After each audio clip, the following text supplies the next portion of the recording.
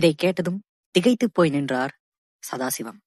அடுத்த 24 மணி நேரத்துக்குள்ள எனக்கு அந்த பொண்ணோட பாடி எங்க இருக்குன்னு தெரிஞ்சாகணும். சதாசிவம் இன்னும் அந்த ஷாக்கிலிருந்து மீளவில்லை. அதனால் பேசாமல் அமைதியாக இருந்தார். என்ன, நான் சொன்னது கேட்டுச்சா இல்லையா? கேட்டுச்சு சார், நான் பாத்துக்கிறேன் சார். உங்களுக்கு எதுவா இருந்தாலும் உடனே அப்டேட் பண்றேன் என கூறிவிட்டு போனை கட் செய்தார் சதாசிவம். சதாசிவம், என்னாச்சு? ஏன் அப்செட்டா இருக்கீங்க? ஒரு பெரிய பிரச்சனை ஆயிடுச்சு சார். என்ன பிரச்சனை, என்னாச்சு? தெளிவா சொல்லுங்க சதாசிவம். சார், எங்க கேஸ்ல பச்சை புடவை கட்டியிருந்த ஒரு பொண்ணோட டீடைல்ஸ் கிடைக்கலன்னு சொல்லியிருந்தோம்ல? ஆமா, அந்த பொண்ணோட டீடைல் இப்பதான் தெரிஞ்சிருக்கு. என்ன டீடைல்? யார் அந்த பொண்ணு? அந்த பொண்ணு மினிஸ்டர் பொண்ணா சார். மினிஸ்டர் பொண்ணா? ஆமா சார். யார் அத சொன்னா? டிஎஸ்பி தான் சார். இப்போ கால் பண்ணி சொன்னாரு. ஓஹோ என கூறிக்கொண்டே யோசிக்க ஆரம்பித்தார் பாபு. சரி சார், நான் இப்போ அர்ஜென்ட்டா கிளம்புறேன். நீங்க ஒரு நல்ல முடிவா எடுத்து எனக்கு சொல்லுங்க சார். அவரின் போன் நம்பரை பாபுவுக்கு கொடுத்து சென்றார். சார், இதுதான் என் நம்பர். எதுவா இருந்தாலும் கால் பண்ணி சொல்லுங்க. ஓகே சதாசிவம், நீங்க போயிட்டு ஆக வேண்டிய விஷயங்களை பாருங்க. ஓகே சார், நான் கிளம்புறேன். அங்கிருந்து காரை ஜெட் வேகத்திற்கு போலீஸ் ஸ்டேஷனுக்கு விட்டார் சதாசிவம். ஸ்டேஷனுக்குள் நுழைந்ததும் ஒரே கலேபரம்தான். சார், டிஎஸ்பி போன் பண்ணாரா? பண்ணாரு ஏட்டையா. அதான் நானே பரபரப்பா ஓடி வந்துட்டு இருக்கேன். என்ன சார், டிஎஸ்பி ஏதோ புதுசா ஒரு குண்டை தூக்கி போட்டிருக்காரு? அதான் எனக்கும் தெரியல. எல்லாம் நமக்குன்னே வந்து சேருது. அடுத்த 24 மணி நேரத்துக்குள்ள ரிப்போர்ட் பண்ணணுமா? எங்கிருந்து பண்றது? நம்ம அந்த பசங்க மாணிக்கம் அசோக்குக்கு கால் போட்டுடலாமா சார்? போட்டு மட்டும் என்ன ஆக போகுது? எப்படியும் தெரியலன்னு தான் சொல்ல போறானுங்க. ஏட்டையா, நாம ஒரு விஷயத்த மிஸ் பண்றோம். என்ன சார்? நாம அந்த பொண்ணுக்கு போன் போட்டு பேசணும்ல? எந்த பொண்ணு சார்? அதான் ஏட்டையா, அன்னைக்கு பேசணுமே. பேரு டக்குன்னு வரல. காயத்ரி தானே சார்? காயத்ரி காயத்ரி, அந்த பொண்ணுதான். அவளும் தம்பி இன்னும் வீட்டுக்கு வரலன்னு சொன்னால. இப்போ வரைக்கும் தம்பி வீட்டுக்கு வரலன்னா அவ கண்டிப்பா நமக்கு கால் பண்ணிருப்பால. ஆமா சார், பண்ணிருப்பா. ஆனா ஏன் இன்னும் பண்ணல? ஏன் பண்ணலனா அவ தம்பி அப்போ வீட்டுக்கு வந்திருப்பான்னு தானே அர்த்தம்.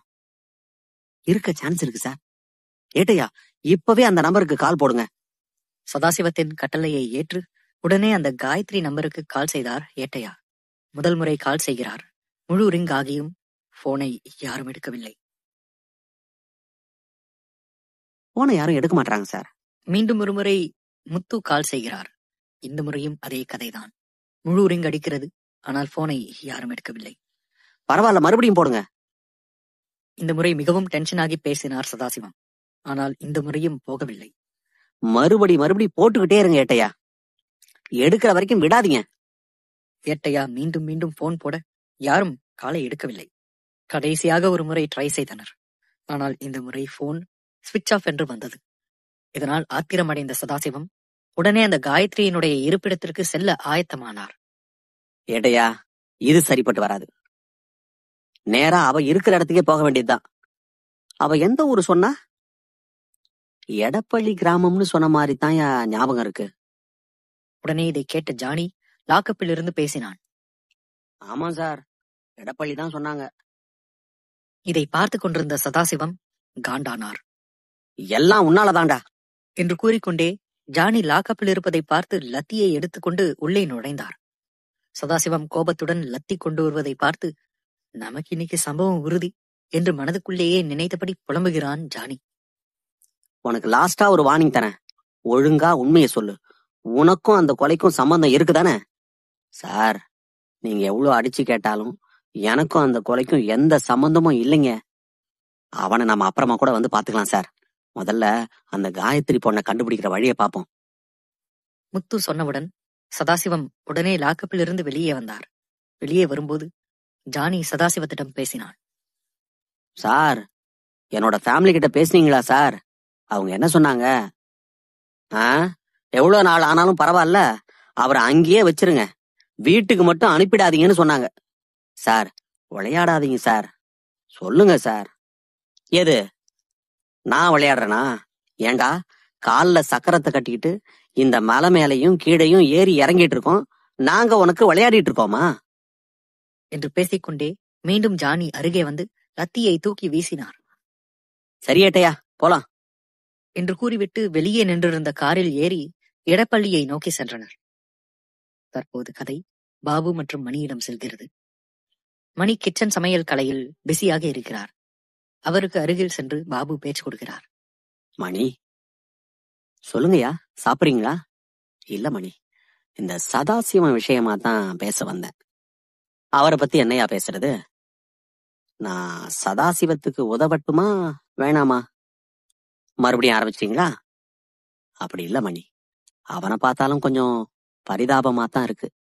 அதான் என்னால முடிஞ்ச வரைக்கும் உதவி பண்ணலாமா வேணாமான்னு யோசனையா இருக்கு. ஐயா, தனக்கு மிஞ்சினதுதான் தானமும் தர்மமும் அப்படின்னு சொல்லுவாங்க. அது மாதிரி நம்ம உடம்பு ஒத்துழைச்சா மத்தவங்களுக்கு உதவி பண்ணலாம். நம்மளே உடம்புல பிரச்சனைகளை வச்சுட்டு கஷ்டப்பட்டுட்டு இருக்கோம். நமக்கு அதெல்லாம் வேணாயா. அது அவன் கேஸ், அவனே பாத்துக்கிட்டோம். அவனாச்சு, அவன் கேஸாச்சு. நீங்க அதுல எதுவும் தலையிடாம இருக்கிறது தான் நல்லது. ஒரு நல்ல போலீஸ்காரனால அப்படியெல்லாம் இருக்க முடியாது மணி. அது அவன் கேஸ், அவன் பாத்துப்பான். அப்படிலாம் அவனால இருக்க முடியாது. இப்ப அந்த பிரச்சனை தான் எனக்கும். ஐயா, வழி தெரியாம தவிச்சுக்கிட்டு இருக்கிறவனுக்கு இதோ இதுதான்ப்பா வழி, இப்படி போன்னு சொல்லி விட்டுறலாம். ஆனா எனக்கு வழி தெரியல, ஆனா நான் இந்த வழியில தான் போவேன்னு முதல்லயே வழிய தேர்ந்தெடுத்துட்டு நிக்கிறான் பாருங்க. அவனுக்கு நம்ம எந்த வழிய சொன்னாலும் அவன் எந்த வழியில போகணும்னு நினைக்கிறானோ அதுலதான் போவான். அத நம்மால மாத்த முடியாதுங்கய்யா. டேய் மணி, உனக்கு குசும்புடா. அப்படியே போற போக்குல என்ன கலாய்ச்சிட்டு போயிட்ட பாத்தியா? ஐயா, நான் இருக்கிற உண்மையத்தான் சொன்னேன். ஏதாவது தப்பா இருந்தா மன்னிச்சிருங்கய்யா. மணி, சொல்லுங்கய்யா, மினிஸ்டர் பொண்ணுக்கு அந்த பேய் மேன்ஷன்ல என்ன வேலையா இருந்திருக்கும்? தெரியலங்கய்யா. இப்போ இருக்க பொண்ணுங்க தான் காதலுக்காக என்ன வேணாலும் பண்றாங்களே. அவளும் அந்த காதல் காமத்துல மயங்கி எவனோ கூப்பிட்டான்னு அங்க வந்திருப்பாளோ என்னவோ. அட, என்ன மணி நீ பொண்ணுங்களை பத்தி இவ்வளவு சீப்பா பேசுற? அப்படிலாம் இருக்காது மணி. நீ பேசுறதுல லாஜிக் சுத்தமா இல்ல. முதல்ல மினிஸ்டர் பொண்ணு அங்க ஏன் வரணும்னு தெரியல. ரெண்டாவது, அந்த சதாசிவம் அவனுக்கே தெரியாம எங்கேயோ அவனுடைய ஆதார் கார்டை மிஸ் பண்ணிருக்கான். அதையும் அவன் எங்கன்னு சொல்ல மாட்டான். இந்த கேஸ்ல முதல்ல இருந்தே அவன் ராங் ரூட்ல போற மாதிரிதான் எனக்கு தோணுது. அவனோட கெஸ்லாம் நிறைய இடத்துல தப்பா தான் இருக்கு. என்று பேசிக்கொண்டிருக்கும் போதே கதை வண்டியில் எடப்பள்ளி கிராமத்துக்கு செல்லும் ஏட்டையா மற்றும் சதாசிவத்திடம் செல்கிறது. கடைசியாக 40 நிமிட டிராவலுக்கு பிறகு எடப்பள்ளி கிராமத்திற்கு வந்து சேர்ந்தனர். அங்கு வந்து சேர்ந்ததும் காயத்ரியின் வீடு எங்கிருக்கிறது என்று கேட்க ஏட்டையா வண்டியை விட்டு கீழே இறங்கினார். சதாசிவம் வண்டியிலேயே அமர்ந்திருந்தார். ஏட்டையா ஒரு 45 வயது மதிக்கத்தக்க நபரிடம் காயத்ரியை பற்றி கேட்டார். ஏன்பா, இங்க காயத்ரின்னு ஒரு பொண்ணோட வீடு இங்கதான் இருக்குன்னு சொன்னாங்க. அது எங்க இருக்குன்னு ஏதாவது தெரியுமா? என்ன பேர் கேட்டீங்க? காயத்ரி. இவர்கள் இருவரும் பேசுவதை காரின் ஃப்ரண்ட் கண்ணாடி வழியாக பார்க்கிறார் சதாசிவம். பிறகு ஏட்டையா அந்த நபரிடம் பேச்சுவார்த்தை நடத்திவிட்டு மெதுவாக வண்டியை நோக்கி நடந்து வந்தார். முத்து நடந்து வரும் துணியிலேயே ஏதோ ஒன்று நடந்திருக்கிறது என்பதை சதாசிவம் புரிந்து கொண்டார். பின்னர் ஏட்டையா காருக்கு வந்து சேர்ந்தார். ஏட்டு, என்னாச்சு? காயத்ரி வீடு தெரிஞ்சுதா? ஐயா, கொஞ்சம் உங்களுக்கு பின்னாடி திரும்பி பாருங்க. சதாசிவம் திரும்பி பார்த்தார். அவருக்கு பின்னால் அஜய் என்று பெயரிடப்பட்ட ஒரு கண்ணீர் அஞ்சலி போஸ்டர் ஒட்டப்பட்டிருந்தது. அதுதான் காயத்ரி தம்பி. இன்னைக்கு விடிய காத்தாலதான் தூக்கு போட்டு இறந்தானா. இதை கேட்டதும் பேச்சு வராமல் ஸ்டக் ஆகி நின்று விட்டார் சதாசிவம். காயத்ரியின் தம்பி இறந்து விட்டான் என்ற செய்தியை அறிந்ததும் சதாசிவத்திற்கு பேச வார்த்தைகள் இல்லை. பாடியை போஸ்ட்மார்ட்டத்துக்கு எடுத்துட்டு போயிட்டு இப்பதான் கொஞ்ச நேரத்துக்கு முன்னாடி எடுத்துட்டு வந்தாங்களா. அதனால அந்த தெருவே இப்ப கூட்ட நெரிசலா தான் இருக்கும். போக முடியாதுன்னு சொன்னாங்க சார். என்ன சொல்வதென்றே தெரியாமல் ஸ்டேரிங் மீது தலை வைத்து சாய்ந்து கொண்டார் சதாசிவம். சார், சார், ஒரு நிமிடம் அமைதியாக இருங்கள் என்பது போல கைவிரலில் சைகை காட்டினார் சதாசிவம். பிறகு ஒரு நிமிடம் கழித்து எழுந்து மேல் பாக்கெட் கீழ் பாக்கெட் என 2 இடங்களிலும் தேடி கடைசியாக ஒரு சிகரெட்டை எடுத்தார். அதை பற்ற வைத்து கீழே இறங்கினார். சார் என்று மெதுவாக பேச அருகில் சென்றார். ஏட்டையா, கொஞ்சம் என்னை தனியா விடுங்க, ஒரு 5 நிமிஷம் ப்ளீஸ் என சதாசிவம் கூறவும் வண்டியில் ஏறி அமர்ந்து கொண்டார் ஏட்டையா. பின்னர் மலைமுகட்டில் நின்று கொண்டு சிகரெட் பிடித்துக் கொண்டிருக்கும் சதாசிவத்துக்கு இந்த கேஸ் முடிகிற மாதிரி தான் இருக்கும், ஆனா மறுபடி தொடங்கும் என்று சொன்ன தாஸின் வார்த்தைகள் நினைவுக்கு வந்து வந்து போனது. உடனே மறுபக்கத்தில் சதாசிவத்துக்கு அவன் முதல் மனைவி ஷெர்லியிடமிருந்து போன் வருகிறது. ஏற்கனவே சதாசிவம் டென்ஷனாகி இருந்தார். அதனால் முடிந்த அளவிற்கு கோபத்தை கட்டுப்படுத்த வேண்டும் என்று போனை அட்டன் செய்து பேசினார். சொல்லுமா. என்ன ஃபோன் பண்ண கூட சாருக்கு டைம் இல்லையோ? இல்லம்மா, இங்க வேலை ரொம்ப தலைவலியா போயிட்டு இருக்கு, அதான். இதுவே அவகிட்டனா மட்டும் நேரம் ஒதுக்கி பேசுவீங்க தானே? கோபத்தை அவனுக்குள் அடக்கி கொண்டு மீண்டும் பேசினான். அப்படிலாம் ஒன்றும் இல்லம்மா. வாய் தான் சொல்லுது, மனசு சொன்ன மாதிரி தெரியலையே. செல்லம், எனக்கு இங்க கொஞ்சம் வேலை இருக்குடா, நான் அப்புறமா பேசட்டுமா? ஏன் அவகிட்ட பேச போறீங்களா? அவகிட்ட பேச மட்டும் நேரம் ஒதுக்கி பேசுவீங்க, என்கிட்ட பேசணும்னா மட்டும் உங்களுக்கு வலிக்குதோ? வார்த்தைக்கு வார்த்தை இப்படிதான் பேசுற. இப்படிலாம் பேசினா எனக்கு ரொம்ப ஹர்ட் ஆகுதுமா. அந்த மாதிரி இனிமே பேசாத. ஷெர்லி பேசாமல் சைலண்டாக இருக்கிறார். ஹலோ, நான் வச்சுட்டுமாமா, வேலை இருக்கு. இன்னைக்கு நைட்டு வீட்டுக்கு வருவீங்களா? தெரியலம்மா, வேலை எப்படி போகுதுன்னு பார்த்துட்டு அதுக்கேற்ற மாதிரி தான் முடிவு பண்ணணும். வருவேனான்னு கன்ஃபார்மா சொல்ல முடியாதுமா. உங்களுக்கு தான் என் மேல பாசமே போச்சே. எனக்குன்னா மட்டும் ஒண்ணு, வேற ஒருத்திக்குனா மட்டும். சதாசிவம் மீண்டும் மீண்டும் இதே மாதிரியான வார்த்தைகளை கேட்டு எரிச்சல் அடைந்தார். இனிமேல் இதை பொறுத்துக் கொள்ள முடியாது என போனில் மனைவியிடம் கத்தத் தொடங்கினார். ஏய், உனக்கு இப்ப என்னடி வேணும்? சும்மா எதுக்கு எடுத்தாலும் சொன்னதையே மறுபடியும் சொல்லிக்கிட்டு. சதாசிவம் குரலை உயர்த்தி பேசுவதை பார்த்து பதட்டமானார் ஷெர்லி. மனுஷனை நிம்மதியா விட மாட்டீங்களா? நான் தான் அப்படி பேசாதுன்னு சொல்றேன்ல, நீ ஒரு நாளாவது பேசாம இருக்கியா? சரி, வேலை இருக்குமா, போனை வைமான்னு சொன்னா போனை வைக்காம நீ பாட்டுக்கு பேசிட்டே இருக்க. என்ன பேசவே விட மாட்டற? அதுக்கப்புறம் நீயா ஒரு ப்ராப்ளத்தை கிரியேட் பண்ணிக்கிட்டு அதுக்கு நீயா ஒரு சொல்யூஷன் தேடுற. எதிரில் இருக்கிறவன் எந்த மனநிலையில இருப்பான், எந்த சிச்சுவேஷன்ல இருப்பான்னு அதை பத்தி கொஞ்சம் கூட யோசிக்கிறதே இல்லை. இப்படியே கொஞ்சம் கூட யோசிக்காம என்னத்தையாவது ஒன்று பேசுற. 2 நாளா எனக்கு எவ்வளோ பிரச்சனை இங்க போயிட்டு இருக்குன்னு உனக்கு தெரியுமா? உனக்கு ஒண்ணுமே தெரியாது. நான் மட்டும் உன் வாழ்க்கையில வரலனா நீ இப்போ 0வா தான் இருந்திருப்ப. உனக்கு உருப்படியா தெரிஞ்ச ஒரு விஷயம் என்னன்னு சொல்லு. வீட்டுல ஜாலியா டிவியை பார்த்துக்கிட்டு சிரிச்சிட்டு இருப்ப. உனக்கு இருக்க அதிகபட்ச வேலை என்ன? சமையல் செய்வியா? இல்ல, அதுவும் இல்ல. அதையும் அப்பப்போ உனக்கு எதுக்கு கஷ்டம்னு நான் தான் ஹோட்டல்ல வாங்கிட்டு வரேன். பசங்களை ஸ்கூல்ல கொண்டு போய் விடுற, ஆனா அதுவுமே ரிட்டன் அவங்களே வேன்ல வந்துடுறாங்க. ஸோ அதையும் நம்ம பெரிய வேலைன்னு சொல்ல முடியாது. இப்படி எந்த வேலையும் இல்லாம சும்மா வீட்டுல இருந்தா இப்படிதான் தேவையே இல்லாம மத்தவங்களுக்கு கால் பண்ணி டார்ச்சர் பண்ணிட்டு இருக்கணும்னு தோணும். நீங்க வந்து பாரு, ஒரு நாளைக்கு நான் இங்க எவ்வளவு சித்திரவதை அனுபவிக்கிறேன்னு உனக்கு தெரியும். சும்மா என்னடி அவ கூப்பிட்டா போயிடுவேன், அவ கூப்பிட்டா வந்துடுவேன்னு தேவையே இல்லாம என்னென்னமோ பேசிட்டு இருக்க. ஆமாடி, அவ கூப்பிட்டா நான் படுக்க போறேன் தான், அவ எங்க கூப்பிட்டாலும் நான் போவேன் தான். இப்ப என்னடி அதுக்கு? இப்ப சொல்றேன் பாரு, இதுதான் லாஸ்ட். இனிமே நானா பண்ற வரைக்கும் எனக்கு கால் பண்ணாத. அப்படியே பண்ணாலும் நான் பிஸியா இருக்கேன்னு சொன்னா ஒழுங்கா போனை வச்சிரு. சும்மா நொய்யின்னு பேசிட்டே இருக்காத, சரியா? என்று பரபரப்பாக கத்திவிட்டு போனை கட் செய்தார். பிறகு சதாசிவம் கோபமாக பேசுவதை பார்த்து ஏட்டையா அங்கு வந்தார். என்ன சார் ஆச்சு? ஏன் கத்துறீங்க? இவளுங்க கூட ஒரு நாள் நிம்மதியா இருக்க முடியல ஏட்டையா. மனுஷனை சாகடிக்கிறதுக்குன்னே வந்திருக்காளுங்க. ஏண்டா கல்யாணத்தை பண்ணோம்னு இருக்கு. கடைசி வரைக்கும் சரக்கு தம்மு ஃப்ரெண்ட்ஸுன்னு 10 வருஷத்துக்கு முன்னாடி வாழ்ந்த வாழ்க்கையே வாழ்ந்துட்டு போயிடலாம்னு தோணுது. ஃபோன் பண்ணி இங்க வா அங்க வா, என் வீட்டுக்கு வரமாட்டேங்கிற, எப்போ வீட்டுக்கு வருவ அப்படின்னு டார்ச்சர் பண்ணிக்கிட்டு இருக்காளுங்க. என்னால முடியல ஏட்டையா. பேசாம இந்த மலையிலிருந்து அப்படியே கீழே விழுந்து இதோ அந்த போஸ்டர்ல இருக்கானே அவனை மாதிரியே என்னோட வாழ்க்கையை முடிச்சுக்கிட்டுமா? நம்ம வாழுற இந்த வாழ்க்கை ஏன் பிறந்தோம்னு நம்மளை யோசிக்க வச்சா பரவாயில்ல, ஏன் நம்ம இன்னும் சாகாம இருக்கோம்னு யோசிக்க வச்சா என்ன ஏட்டையா பண்றது? அதுதான் பெரிய நரகம். அதை தான் இப்ப நான் அனுபவிச்சுட்டு இருக்கேன். ஒரு போலீஸா என்னால ஒரு கேஸை கண்டுபிடிக்க முடியல. ஒரு பிள்ளையா எங்க அப்பா அம்மாவுக்கு நான் ஒண்ணுமே பண்ணல. ஒரு குடும்பஸ்தனா என் பொண்டாட்டி பிள்ளைங்களுக்கு ஒன்னும் பண்ணல. ரொம்ப கில்ட்டியா கடமைக்குன்னு நான் பொழுத கழிக்கிறேன். இந்த சாபத்துக்கு விமோச்சனம் கிடைக்குமான்னு தேடிக்கிட்டு இருக்கேன். ஒருவேளை இது உண்மையா சாபம் தானா, இல்ல என் வாழ்க்கையே இப்படிதான் டிசைன் செய்யப்பட்டிருக்கான்னு ஒன்னும் தெரியாம முழிச்சுக்கிட்டு இருக்கேன்.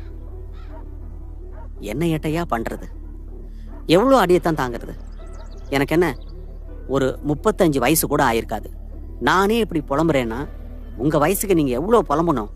அதை நினைச்சா ஒரு பக்கம் நம்ம கோழையோ அப்படிங்கிற ஒரு ஃபீலும் வருது.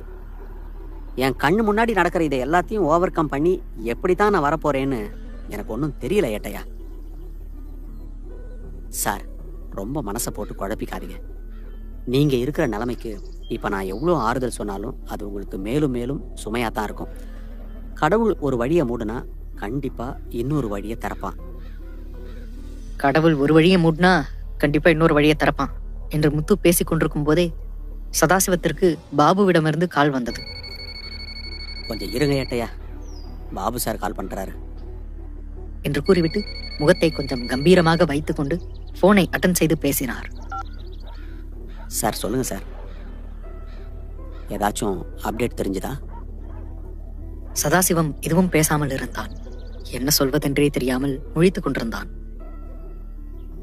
சதாசிவம், லைன்ல இருக்கீங்களா? இருக்கேன் சார். நான் உங்ககிட்ட நேரில் வந்து பேசுறேனே சார், கொஞ்சம் வேலையா இருக்கேன். Oh okay, sorry Sadasivam, carry on. It's okay sir, no problem. போனை கட் செய்தார் சதாசிவம். ஏன் சார் அவர்கிட்ட எதுவும் சொல்லல? என்னத்தை சொல்றீங்க ஏட்டையா? நாங்க கேஸை முடிக்கல, கேஸ் ஸ்டார்டிங் அப்போ எங்க நின்றுட்டு இருந்தனோ இன்னும் அதே இடத்துல தான் நின்றுட்டு இருக்கேன்னு சொல்லவா? இல்லைனா இந்த கேஸை முடிக்கிற அளவுக்கு எனக்கு திராணி இல்லை சார்னு சொல்லட்டுமா? இல்லை எதுக்கும் உதவாத கையால் ஆகாத ஆளாயிட்டுன்னு சொல்லட்டுமா? எதை சொல்றீங்க ஏட்டையா?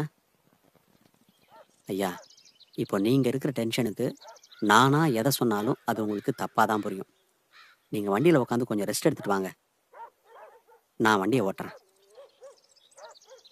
கடைசியில் நீங்களாவது என்ன புரிஞ்சுக்கிட்டீங்களே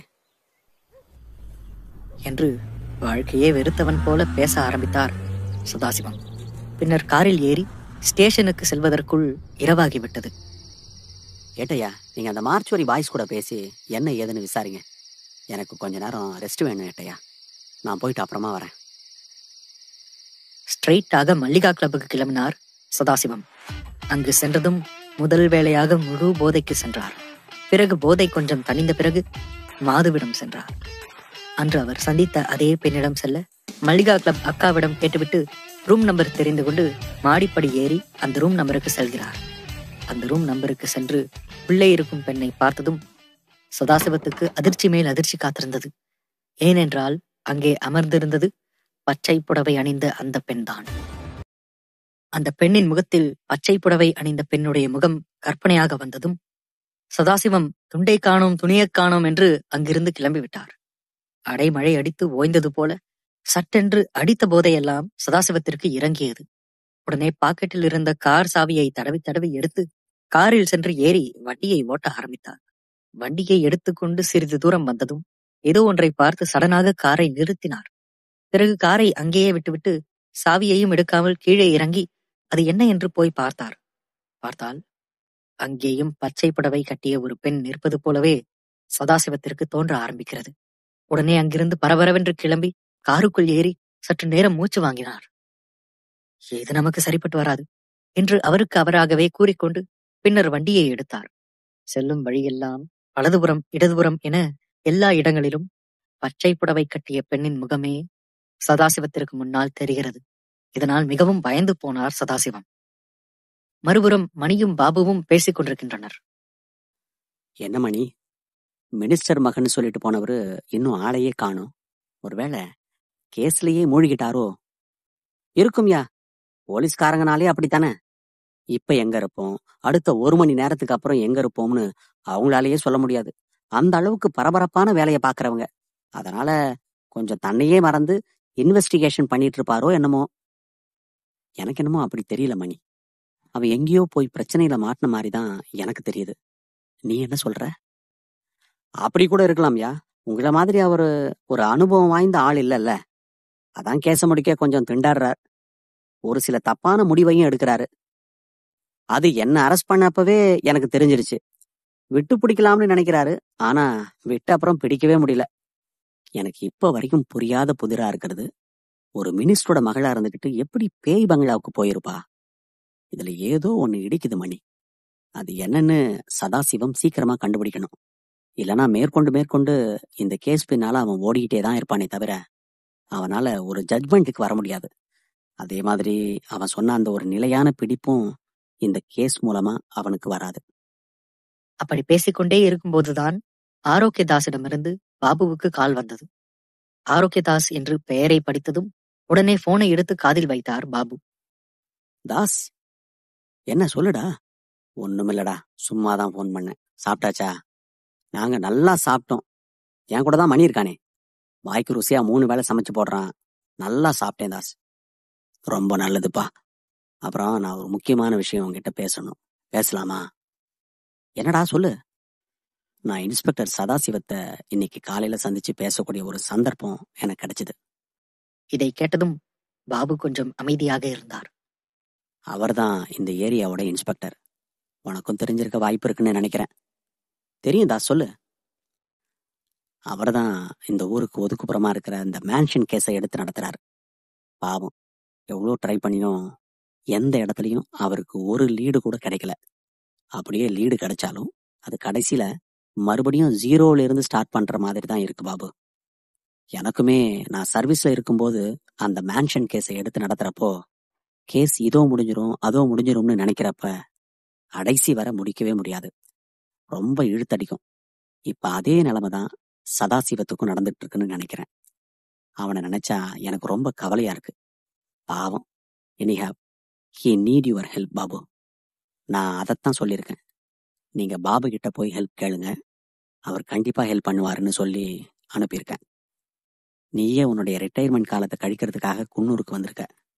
இப்ப அந்த இடத்துல என்னடா இவன் இந்த மாதிரி கேட்கறான்னு ரொம்ப தர்ம சங்கடமா யோசிக்காத. உன்னால முடிஞ்சா, உன்னோட உடல் இன்னும் ஒத்துழைச்சா மட்டும் இந்த கேஸ எனக்காக முன்ன நின்னு அவனுக்காக செஞ்சு கொடுப்பியா?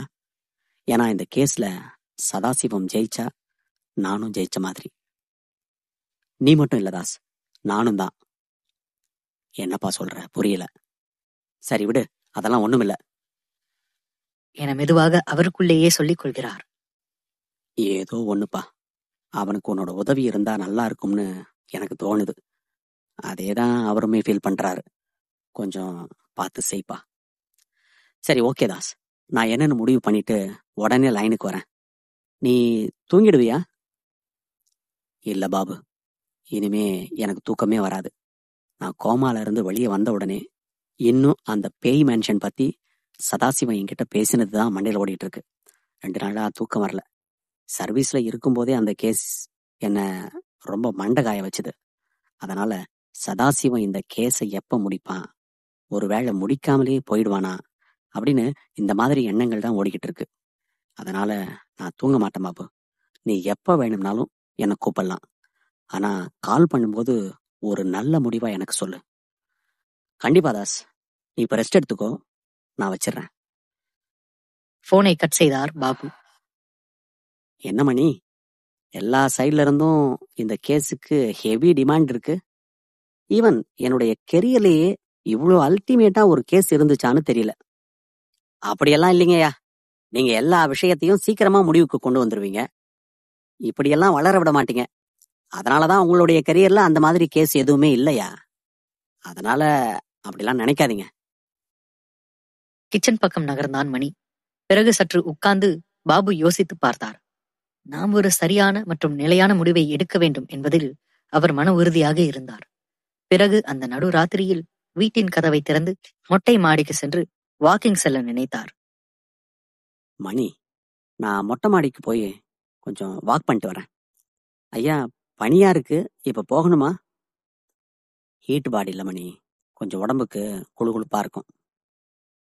கதவின் சாவியை திறந்து படிக்கட்டு வழியாக மொட்டை மாடிக்கு சென்ற சதாசிவம் பிறகு அங்குமிங்குமாக நடந்து டீப் திங்கிங்கில் இருந்தார். இந்த கேஸை எடுக்கலாமா வேண்டாமா, எடுத்தால் நமக்கு அதன் மூலம் ஏதாவது பிரயோஜனம் இருக்கா என்று 4 மூலையிலும் நின்று யோசித்தார். உடனே அவருக்கு ஒரு நிலையான முடிவு கிட்டியது போல கீழே இறங்கி வேகமாக மணியை அழைத்தார். மணி, உடனே இங்க வா. பாபுவின் குரல் கேட்டதும் மணியும் ஓடி வந்தார். மணி, இந்த கேஸ பத்தி நீ என்ன நினைக்கிற? இந்த கேஸ்ல நான் உள்ள இருந்தா இந்த கேஸ சதாசிவத்தால சால்வ் பண்ண முடியுமா? ஐயா, நீங்க நினைச்சா சால்வ் பண்ண முடியாத கேஸ் இந்த உலகத்துல இருக்கான்னு என்று மணி கூறியதும் மீண்டும் ஒருமுறை பாபுவுக்கு அந்த சிந்தாமணி கொலை வழக்கு ஞாபகத்திற்கு வந்தது. ஐயா, நான் அந்த மேன்ஷன் கேஸ இதுல கொண்டு வர விரும்பலையா. அத உங்களாலேயே முடிக்க முடியலன்னா அது எவ்வளவு குரூரமான கேஸா இருக்குன்னு புரிஞ்சு போச்சு. வேணாம் மணி, அத பத்தி பேசாத. நம்ம வேற ஏதாவது பேசலாமா? நீ நான் கேட்டதுக்கு மட்டும் பதில் சொல்லு. என்னால பர்டிகுலரா இந்த ஒரு கேஸ முடிக்க முடியும்னு நீ நினைக்கிறியா? என்னுடைய அந்த பழைய ரெஃபரன்ஸ் ஹிஸ்டரி எதுவுமே வேணாம். ஒரு ரிட்டையர்ட் போலீஸ் ஆபீசரா என்னால முடிக்க முடியுமா முடியாதா? அத மட்டும் சொல்லு. ஐயா, நீங்க சதாசிவம் கூட கை கோத்தா கண்டிப்பா இந்த கேஸ முடிக்க முடியுமையா? மணி கூறிய அந்த வார்த்தையை கேட்டு உடனே சதாசிவத்திற்கு போன் பண்ண போனை எடுத்தார். ஆனால் மறுமுனையிலிருந்து சதாசிவமே பாபுவுக்கு அழைப்பு விடுத்திருந்தார். சொல்லுங்க மிஸ்டர் சதாசிவம். நானே உங்களுக்கு கால் பண்ணலாம்னு தான் இருந்தேன். சார், என்னால முடியல சார். பேசாம இந்த கேஸ விட்டுட்டு கொஞ்சம் 1 மாசத்துக்கு ரெஸ்ட் எடுக்கலாமான்னு பாக்குறேன் சார். இப்ப கூட நான் கார்ல வெளியே டிரைவ் பண்ணிட்டு போகும்போது நான் யார பார்த்தாலும் அவங்க அந்த பச்சை புடவை கட்டியிருந்த பொண்ணு மாதிரியே இருக்காங்க சார். அவ முகம்தான் தெரியுது. எனக்கு இந்த கேஸ இன்வெஸ்டிகேஷன் பண்ணது மூலமா ஏதோ ஆயிருச்சு சார். உடனே ஒரு நல்ல டாக்டரை பார்த்தாதான் முடியும் போல. ஆனா என்னுடைய இன்னொரு பக்கம் என்ன சொல்லுதுன்னா, கண்டிப்பா நீ எடுத்த எதையும் அவ்வளவு சீக்கிரமா விட்டதில்ல, ஒரு கை பாரு அப்படின்னு சொல்லுது. எனக்கு இது ரெண்டுத்துக்கும் நடுவுல எதை சூஸ் பண்றதுன்னே தெரியல சார். சதாசிவம், நான் ஒன்னு சொல்றேன், நல்லா கேட்டுக்கோங்க. சொல்லுங்க சார். தாமஸ் ஆல்வா எடிசன் ஒன்னு சொல்லியிருக்காரு. மனுஷனுடைய பெரிய வீக்னஸ் கிவ் அப் பண்ணணும்னு நினைக்கிறது தான். எப்பெல்லாம் அந்த மாதிரி தோணுதோ இன்னும் ஒரு முறை ட்ரை பண்ணலாம் அப்படிங்கிற ஒரு எண்ணத்தை வரவழைச்சுக்கோ அப்படின்னு சொல்லியிருக்கிறார். நானும் உனக்கு அதைத்தான் சொல்றேன். இன்னொரு முறை நீ உன்னோட ஹார்ட் அண்ட் சோல் போட்டு ட்ரை பண்ணு. கண்டிப்பா உன்னால முடியும். அண்ட் பை த பை, உனக்கு அதுல என்னோட சப்போர்ட்டும் நிறையவே இருக்கும் என்று பட்டும் படாமல் நானும் இந்த கேஸில் உனக்கு உதவுகிறேன் என்று பாபு கூறியிருந்தார். இதனால் மிகவும் சந்தோஷத்தில் திளைத்தார் சதாசிவம். இப்ப காற்றண்டா நான் யாருன்னு என்ற ஒரு மனநிலையில் சதாசிவம் திளைத்தார். டிஐஜி பாபு தமக்கு உதவி செய்ய போகிறார் என்பதை அறிந்ததும் சந்தோஷத்தில் துள்ளி குதித்தார் சதாசிவம். நமக்கு ஒருவர் உதவப் போகிறார், கடைசியாக நமக்கு இந்த கேஸில் ஒரு திருப்புமுனை கிடைக்கப் போகிறது என்பதை எல்லாம் மனதில் நினைத்து குதூகலம் அடைந்தார். தற்போது லைனில் இருக்கும் பாபுவிடம் பேசுகிறார் சதாசிவம். சார், நீங்க இப்படி சொன்னது எனக்கு ரொம்ப சந்தோஷம். இப்ப நான் தான் இந்த உலகத்திலேயே ஹாப்பியஸ்ட் பர்சன் அப்படிங்கிற ஒரு ஃபீல் வருது சார். நான் கொஞ்சம் ஓவர் டூ பண்ணி சொல்லலாம் அப்படின்னு கூட நீங்க நினைக்கலாம். இருந்தாலும் நான் இருந்த அந்த சிச்சுவேஷனுக்கு நீங்க சொன்ன அந்த வார்த்தை எனக்கு ரொம்ப பூஸ்டப்பா இருக்கு சார். ரொம்ப நன்றி சார். அடடே, நீங்க அங்க தர்ற உங்களோட ஃபேஷியல் எக்ஸ்பிரஷன்ஸ் எல்லாமே எனக்கு இங்க வீடியோ கால் பண்ணாமலே கன்வே ஆகுது. இதுக்கே சந்தோஷப்பட்டா எப்படி சதாசிவம்? இந்த கேஸோட உண்மைத்தன்மையை தெரிஞ்சுக்கிட்டதுக்கு அப்புறம் நீங்க சந்தோஷப்படணும்ல. அதுக்கு ஒரு சில புன்னகையை பாக்கி வச்சுக்கோங்க. நீங்க இந்த கேஸ்குள்ள வரப்போறீங்க அப்படிங்கிற வார்த்தையை உங்க வாயாலேயே கேட்ட பிறகு எனக்கு அந்த மொமெண்ட்டை எப்படி என்ஜாய் பண்றதுனே தெரியல சார். கண்டிப்பா இந்த கேஸை நம்ம 2 பேரும் சேர்ந்து முடிப்போம் சார். கண்டிப்பா பண்ணலாம் சதாசிவம். ஆல்மோஸ்ட் எனக்கு இந்த கேஸை பத்தி எல்லாமே தெரியும். இருந்தாலும் ஒரு சிலதை உங்ககிட்ட கேட்டு தெரிஞ்சுக்கணும்னு விரும்புறேன். அதனால அந்த ஒரு சின்ன டிஸ்கஷன் மட்டும் நம்ம வச்சுக்கலாம். கண்டிப்பா பண்ணிடலாம் சார். இந்த கேஸ் ரிலேட்டடா எந்த விதமான டவுட்டும் உங்களுக்கு இல்லாத அளவுக்கு நான் எல்லாத்தையுமே கிளியர் பண்ணிடுறேன். எனக்கு இந்த கேஸ்ல ஏதாவது ஒரு முக்கியமான க்ளூ மட்டும் நீங்க எடுத்து கொடுங்க சார். அது மட்டும் போதும். அதை வச்சு நான் ரூட் போட்டு போயிடுறேன். சதாசிவம், போயிடுறேன் இல்ல, போயிடுவோம். சாரி சார், போயிடுவோம். சார், நான் நாளைக்கே கேஸ் ஃபைல் எடுத்துட்டு வந்து உங்க முன்னாடி வைக்கிறேன். உங்களுக்கு என்னென்ன சந்தேகம்லாம் இருக்கோ எல்லாத்தையும் என்கிட்ட கேளுங்க. நான் ஒன்னொன்னா உங்களுக்கு புட்டு புட்டு வைக்கிறேன். அது என்ன சதாசிவம், நாளைக்கு ஒன்றே செய், அதையும் நன்றே செய், அதையும் இன்றே செய். சோ இன்னைக்கே நல்ல நாளா தான் இருக்கு.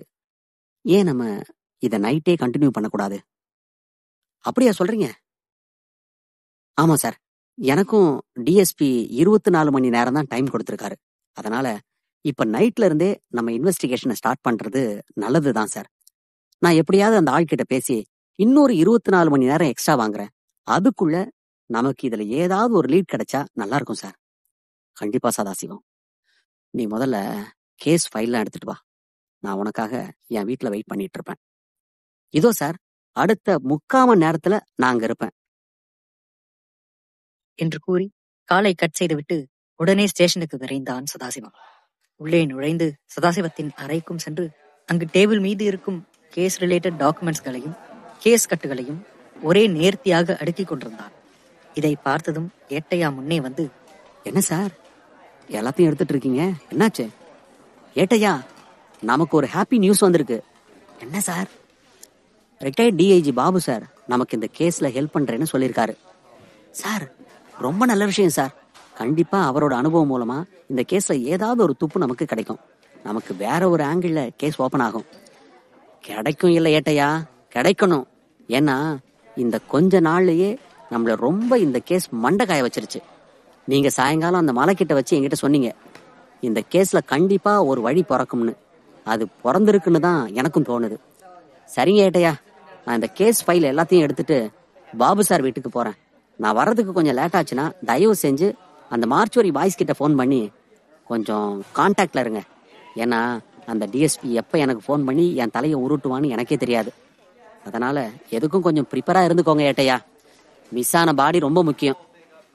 ஐயா, அது சைட் பை சைடு நடந்துட்டு தான் இருக்கு. பாபு சார் கிட்ட போயிட்டு ஃப்ரெஷ் மைண்டா பேசுங்க.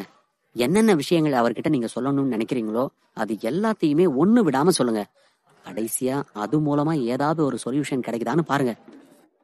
சரிங்க ஏட்டையா, அதே மாதிரி நான் சொன்னதையும் கொஞ்சம் நீங்க ஞாபகம் வச்சுக்கோங்க. நான் வரேன். அந்த கேஸ் கட்டுகளை எடுத்துக்கொண்டு குடுகுடுவென காரில் ஏறினான் சதாசிவம். காரில் ஏறி வண்டியை வேகமாக பாபுவின் வில்லாவிற்கு செலுத்தினான். இந்த நட்ட நடு ராத்திரியிலும் சதாசிவத்திற்கு அவன் செல்லும் இடங்களிலெல்லாம் அந்த பச்சை புடவை பெண்ணின் முகம் மீண்டும் மீண்டும் தெரிந்து கொண்டுதான் இருக்கிறது. கடைசியாக அதையெல்லாம் தகர்த்து பாபுவின் வில்லா இருக்கும் இடத்திற்கு வந்தான் சதாசிவம். வெளியே வண்டி சத்தம் கேட்டதும் பாபுவும் உடனே இது சதாசிவமாகத்தான் இருக்கும் என்று சுதாரித்துக் கொண்டு கதவை திறந்தார். வெளியே இருந்த சதாசிவம் கேஸ் ஃபைல்ஸை எடுத்துக்கொண்டு பாபுவின் வீட்டிற்குள் நுழைந்தார்.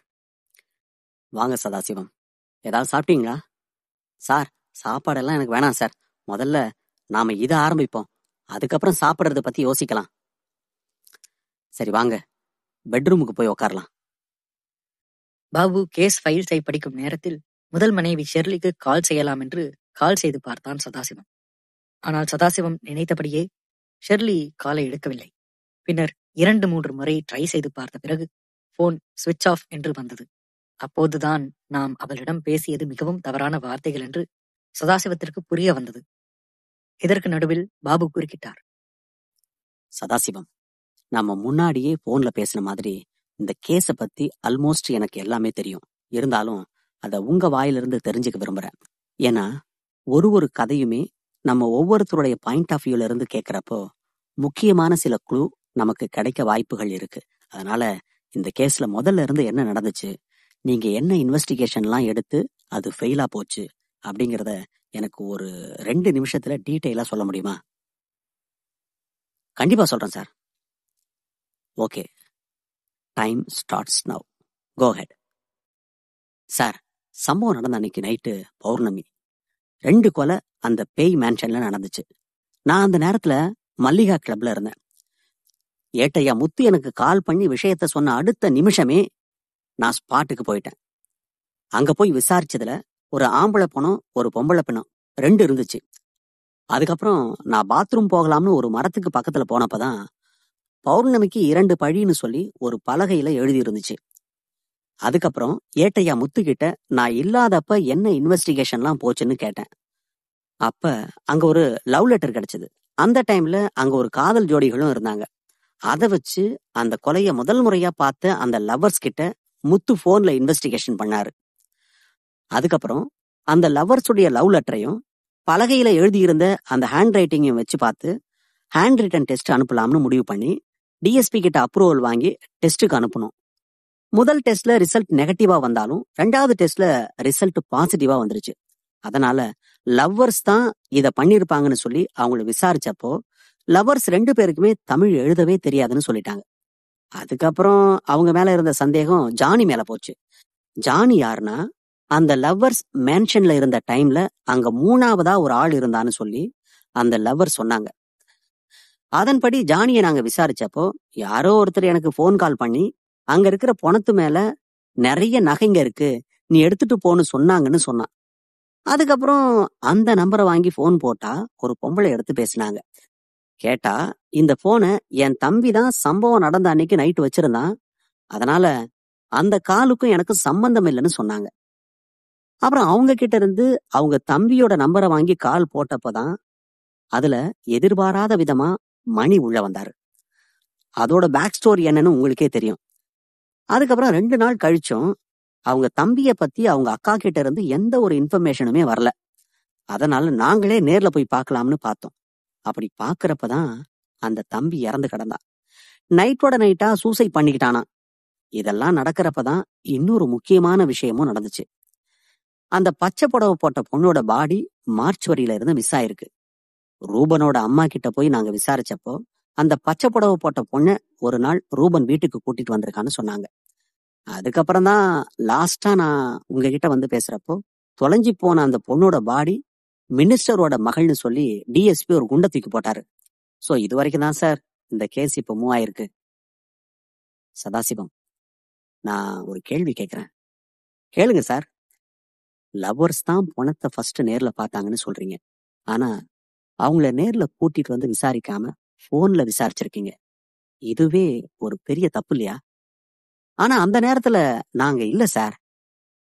இல்லைன்னா கூட நீங்க அதை ரீஇன்வெஸ்டிகேஷன் பண்ண அவங்கள நேர்ல கூப்பிட்டுருக்கணும். அங்க தாமதப்படுத்தினது முதல் தப்பு.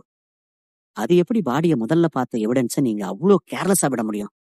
2வது எனக்கு தோன்றது என்னன்னா, இத கேட்க உனக்கு கொஞ்சம் ஷாக்கிங்கா தான் இருக்கும். என்ன சார் சொல்லுங்க.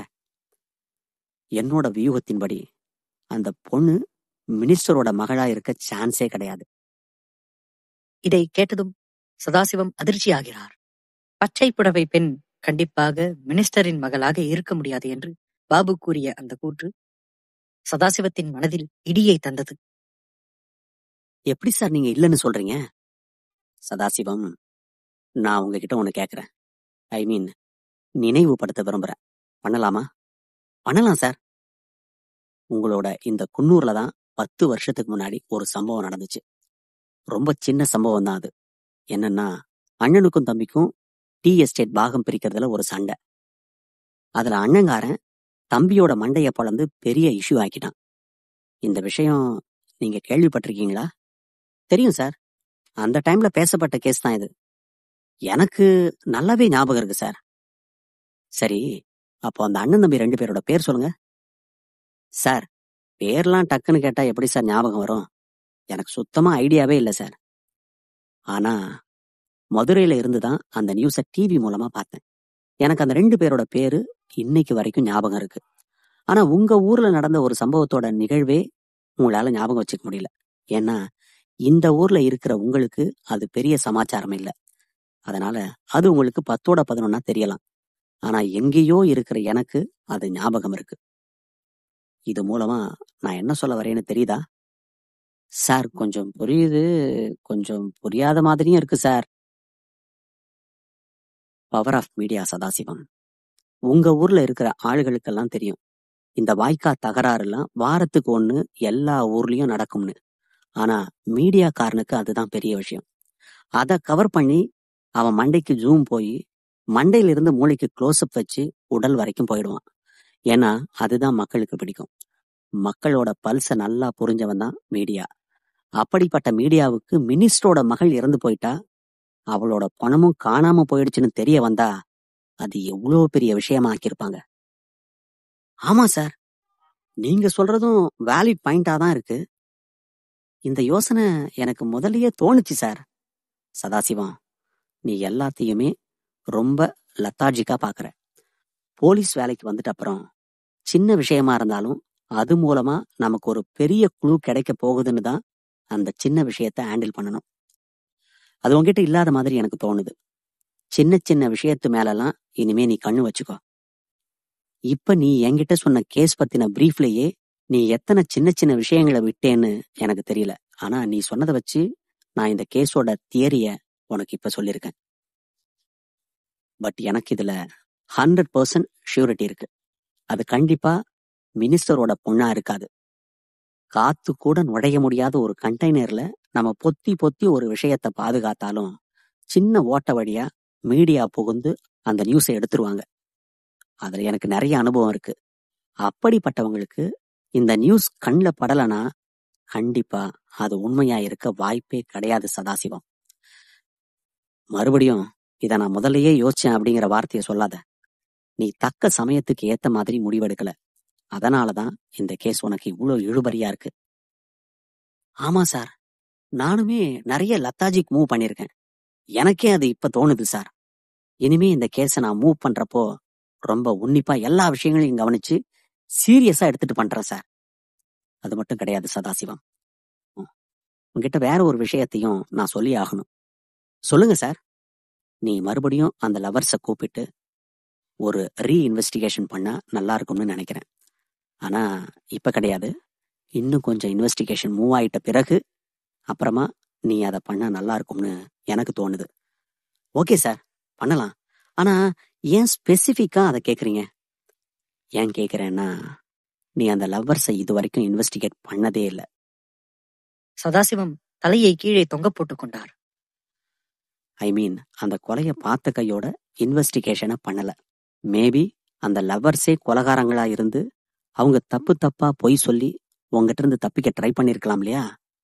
இல்லனா அவங்க தமிழ் தெரியாதுன்னு உங்ககிட்ட சொன்னப்போ அவங்களுக்கு 100% தமிழ் தெரியாதுன்னு நீ உறுதியா இருந்தியா? என்று பாபு சதாசிவத்தை பார்த்து சரமாரியான கேள்விகளை எழுப்பினார். இது எதற்கும் பதில் சொல்ல முடியாமல் திணறிப் போனார் சதாசிவம். உறுதியாலாம் இல்ல சார். அவங்க சொன்னாங்க, அத நான் கேட்டுக்கிட்டேன். இது ஒரு போலீஸ்காரனுக்கான பதிலே கிடையாது சதாசிவம். நீ இன்வெஸ்டிகேஷன் பண்ணி நீ கொடுக்கறது தான் ஆன்சர், நீ கொடுக்கறது தான் ரிசல்ட். அடுத்தவன் இதை சொன்னா அதனால அதுதான் கரெக்டா இருக்கும்னு நம்புறது முதல் தப்பு. உண்மையை சொல்லணும்னா எனக்கு அந்த நேரத்துல அவங்கள சந்தேகப்படணும்னு தோணவே இல்லை சார். சரி, இப்ப அந்த மினிஸ்டர் பொண்ணோட மேட்டருக்கு வருவோம். நான் உனக்கு இந்தாப்பா ஆப்பிள் அப்படின்னு சொல்லி உன் முன்னாடி வச்சுட்டேன். அந்த ஆப்பிளை நீ கட் பண்ணி சாப்பிடுவியோ, இல்லனா ஜூஸ் போட்டு குடிப்பியோ, இல்லனா அதை எடுத்து வேற யாருக்காவது கொடுப்பியோ, அது உன்னோட விருப்பம். ஆனா நான் ஒரு க்ளூவை உனக்கு கொடுத்துட்டேன். அதை வச்சு நீ எப்படி இனிமே மூவ் பண்ண போறேன்னு உன் கையில தான் இருக்கு. ஓகே சார், இதுக்கப்புறம் இதை எப்படி எடுத்துட்டு போகணுமோ அப்படி எடுத்துட்டு போறேன். அதுக்கு முன்னாடி எனக்கு கொஞ்சம் டைம் கொடுங்க. ஏட்டையா கிட்ட மட்டும் பேசிட்டு வரேன். ஏன்னா அந்த மார்ச்சுவரி பொண்ணோட பாடி மிஸ் ஆனது என்ன அப்டேட்னு இது வரைக்கும் எதுவுமே தெரியல. ஓகே, போய் பேசிட்டு வாங்க. உடனே விரைவாக பெட்ரூமுக்கு வெளியே சென்று ஏட்டையாவிடம் பேசினார் சதாசிவம். ஏட்டையா, என்னாச்சு? அந்த பாடி கிடைக்குமா கிடைக்காதாயா? அந்த பாடி பத்தி சுத்தமா எந்த ஒரு குழுவும் இது வரைக்கும் கிடைக்கலன்னு சொல்றாங்க சார். அட்லீஸ்ட் அந்த பொண்ணு போட்டிருந்த புடவையோட பிட்டாவது அந்த காட்டு பகுதியில எங்கேயாவது கிடைச்சிருக்கணும்ல. அது கூட கிடைக்கலையா? ஒருவேளை இந்த பொணத்தை கொண்டு போய் ரேப் பண்ற மொள்ள மாறிங்க யாராவது பண்ணிருப்பாங்களா அப்படின்னு சர்ச் பண்ணோம். ஆனா அதுக்கும் வாய்ப்பு இல்லாத மாதிரி தான் தெரியுதுங்க. ஏட்டையா, நான் இங்க சார் கிட்ட வந்து பேசினதும் ஒரே ஒரு விஷயம் மட்டும் தெளிவா புரிஞ்சுது. நம்ம இவ்வளவு நாள் கண்ணை கட்டிட்டு தான் இன்வெஸ்டிகேஷன் பண்ணிருக்கோம். என்ன சார் ஆச்சு? சார் என்ன சொல்றாருன்னா, மார்ச்சுவரியில இருந்து மிஸ் ஆன அந்த பச்சை புடவை பொண்ணு மினிஸ்டரோட மகளா இருக்கிறதுக்கு வாய்ப்பே கிடையாதுன்னு சொல்றாரு. ஐயா, இது என்னையா புது திருப்பமா இருக்கு?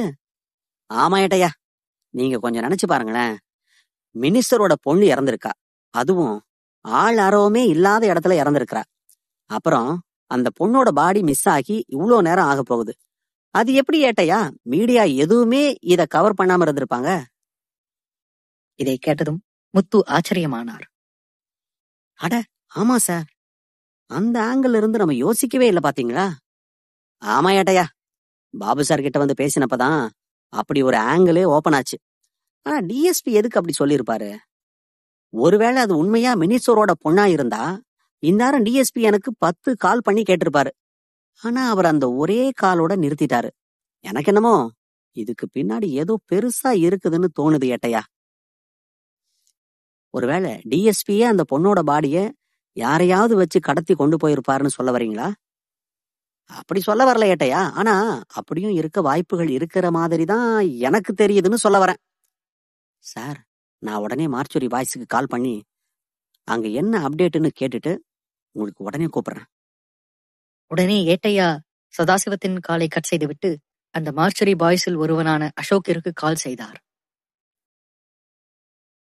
என்னடா அசோக், 2 ரிங்ல கால் எடுக்கிற?